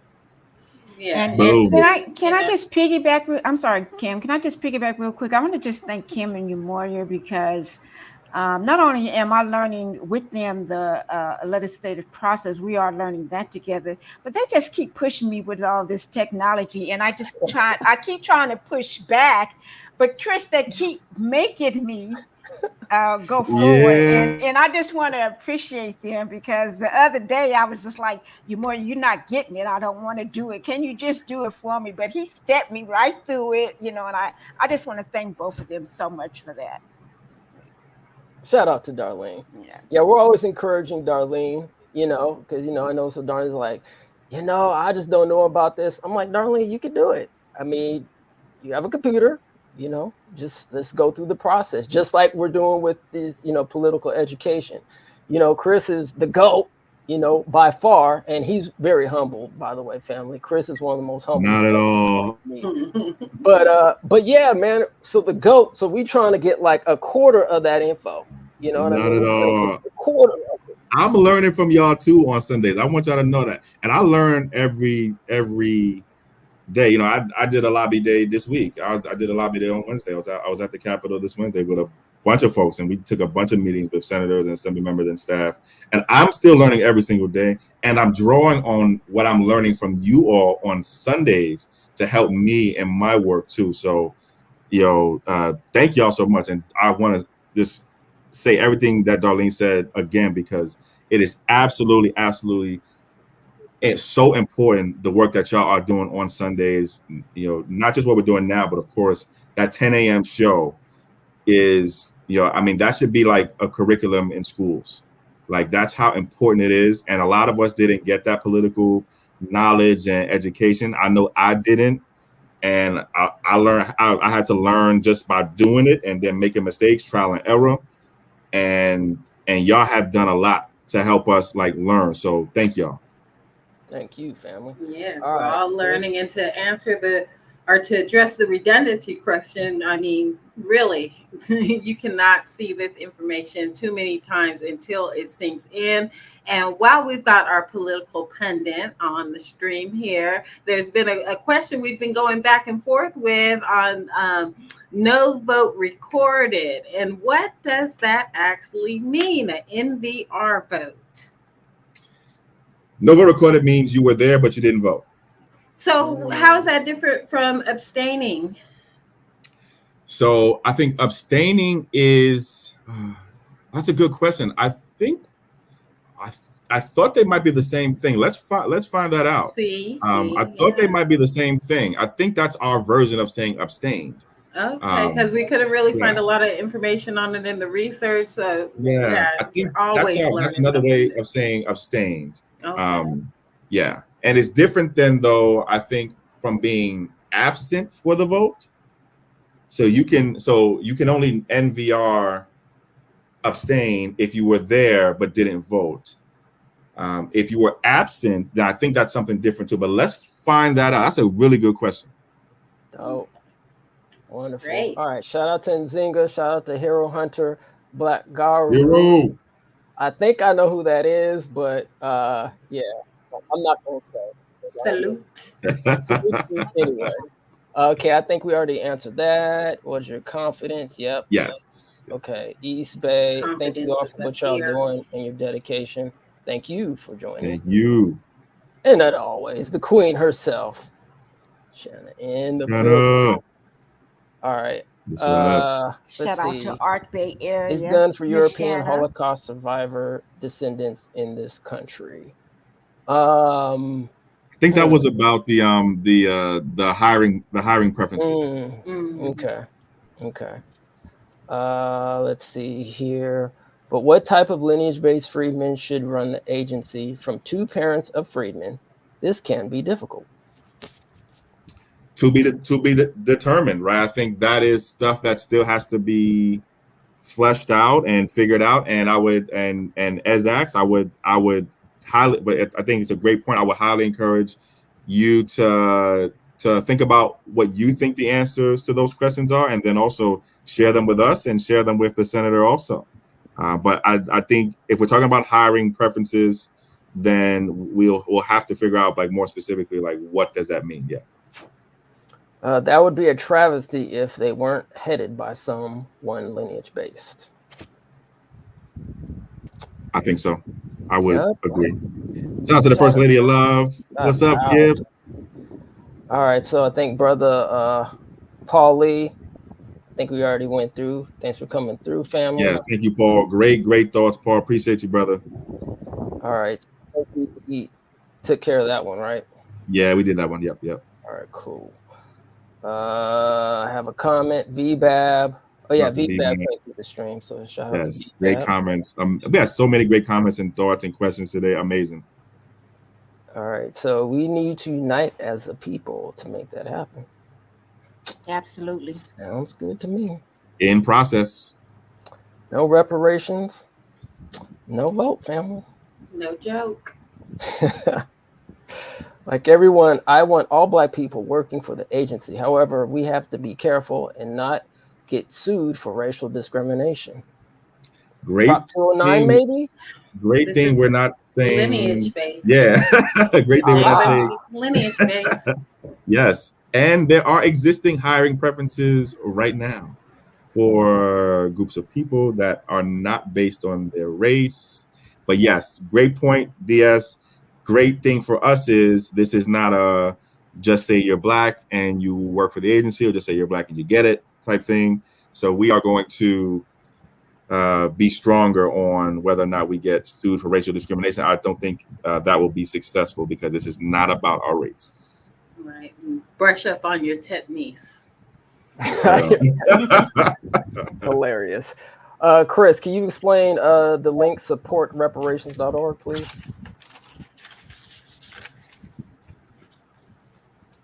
You're on mute, sir. Yeah, I'm spitting hot fire right now.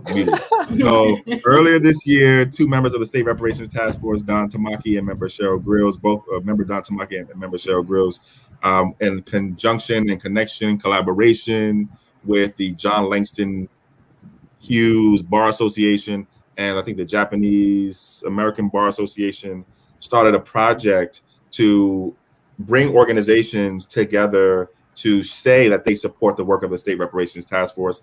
There's a long list of those organizations, and they put that list together, and that list is at supportreparations.org. You can add your organization's name to that list.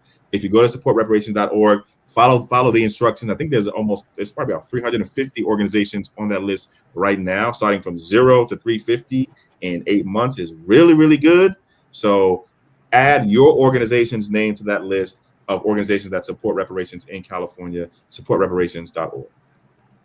All right. You know that's CJECofficial.org. That is the website, the home online of California's first, only, and leading statewide grassroots organization just born for reparations and reparative justice. Go to the website. Go through all that stuff. We just updated the site, by the way, too. So it's a I know it looks great. It looks great. Yeah, Darlene, you're on the front page. Yeah, I really like it. Yeah. All right. Yes. So go there. We have an education page. We have an advocacy page. We have a get involved page. We have an events page, a videos page, a reports page. All things California reparations. All right. And also check us out, etmmediagroup.com, etmmediagroup.com for all your reparations news source. Let's see here. This is a great idea. Yes, that was Nzinga, and that term ombudsman may come back to us. Okay, so just a heads up, and that was in response to Tracy's suggestion about having someone in every department specifically connected in the existing departments and the existing agencies specifically responsible for doing stuff for us. So that ombudsman word may come back for us. So just let's keep that in mind. Wonderful. All right, so we're almost wrapping up here. So we'll go through a couple more comments. and I want to thank everybody for coming.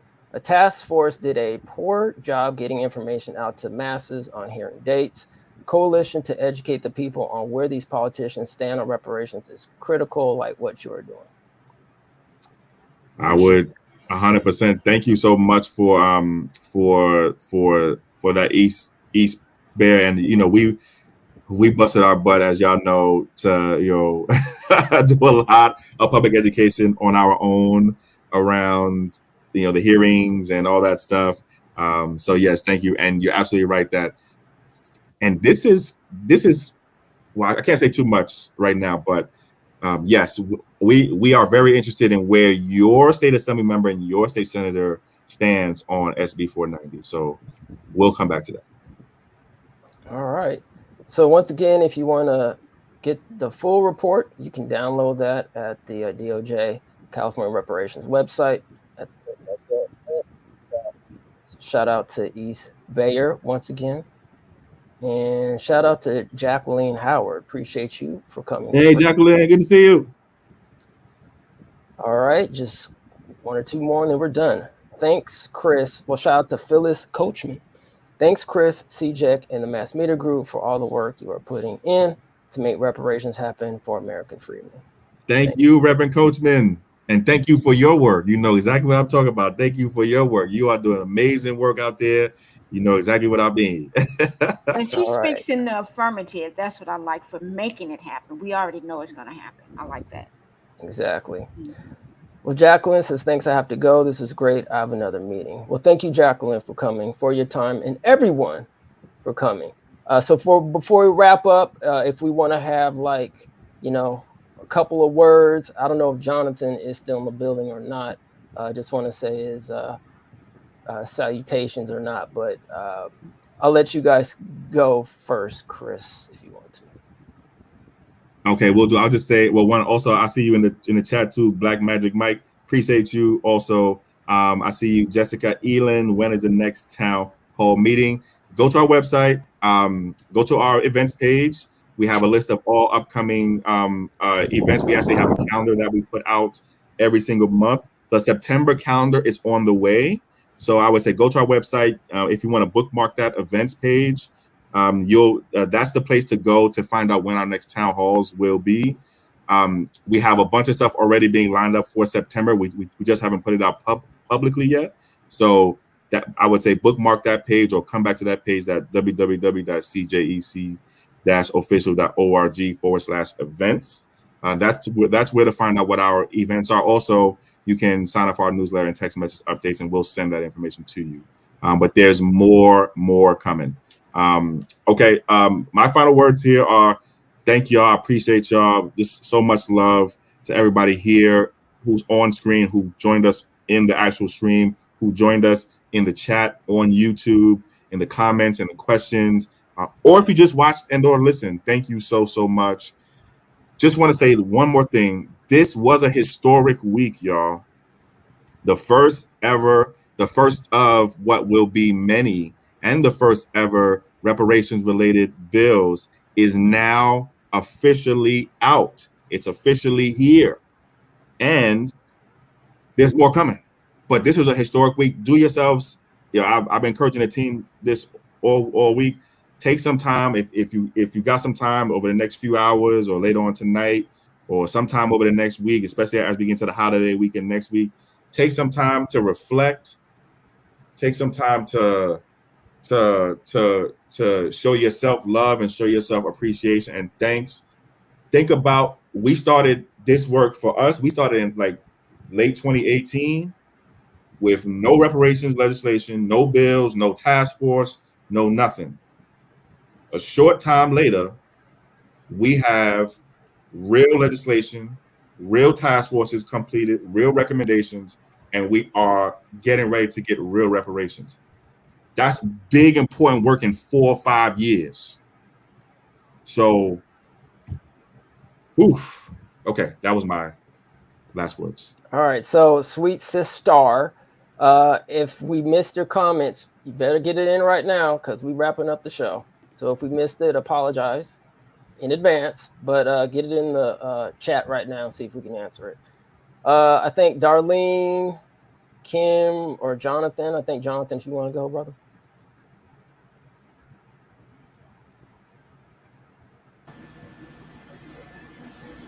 We want to respond. Well, okay. I can't really say much of what Chris said. Said it all. I just want to reiterate that this is historic, and it's us. And your kids that are 18 should know about it because they're voting age. So when you talk about what you can do as a collective, our youth, our young teenagers that are 17 gonna be 18 voting in 24 need to know about this. And their friends that know the real history need to know about it too, because they vote too. So, I do believe that we've got, there's a new wave of people that will, vote the right way. So it's going to be, the collective. But if you got kids 18, 17 and a half voting, they need to know about this. And I'm gonna leave it right there. And hopefully, Sweet Sister will ask her question because we don't just shy over people's questions. So I don't want shaking head. I don't want to leave and shaking her head. So ask that question, sis. All right, Miss Darlene. Well, I just want to thank everybody for coming, and I'm just excited about seeing SB 490. When it came out, I was like, "Are you kidding me?" So I wish I had. I think we were online and we were talking about having some wine. I didn't have any wine, so I took a sip of water. So I'm still elated, and I like the idea. So I'm going to take it to Kim and you more. Let's do a show. Let's compare Chapter 18 to the bill, so we can definitely let Senator Bradford know what we need in that SB 490. And with that, I would just like to say, see everyone next week. Okay, and I concur with everything that the fam on the screen and the stream said, and just that we do need to get on one accord. We're going to need all hands on deck for this. Everybody's going to need to, vote, do their part. We need momentum behind this, so get involved. That's what ETM Media is here for. So please subscribe, and don't just subscribe. Share this out to your friends. Have your friends share it with their friends, and let's just let them know that we're not playing about our reparations. Nope. All right, family. Well, Jonathan, appreciate your presence as always, and Chris, can't say more. I mean, you to go. What's up, man? What can we say? Let's go. So thanks, family, for your time and energy. Really appreciate you. And as always, Darlene, we love you, appreciate you. And Kim, the partner, the media reparation queen. Yes. In the building, Kim be holding it down all the time. When I mean she be holding it down, Kim holds it down. Does. It is my absolute honor. Absolute Kim honor. holds it down, family. Like she really does, man. Sometimes we'll be in these meetings with some of these like legislatures and in these reparations meetings, and Kim be like, I'm beat one. I'll be like, all right. Like, so Kim be holding it down, family. So yeah, just give flowers, man. Give flowers while we're here. You know what I'm saying? So give flowers, and everybody in the chat. So family, that's about it. Enjoy your Sunday, and we'll see you guys next Sunday. Once again, log on to CJEC.official.org to get your latest update, because that is the hardest reparations here in California advocacy that's fighting on behalf of you, family. So once again, thank you very much. We love you. And on that note, y'all, peace and reparations. CJEC is the Coalition for a Just and Equitable California. We are a grassroots, California-based coalition of organizations working for reparations and reparative justice right here in the state of California. Our mission, achieve reparations and reparative justice for Black American descendants of U.S. slavery, American freedmen here in the state of California. To do that, we advocate and we do community engagement for our people here in the state. To find out more about CJEC, like, share, and subscribe to our YouTube channel. Also, visit us at www.cjec.org. www.cjecofficial.org, and follow us on TikTok, Instagram, Twitter, and Facebook at CJEC Official.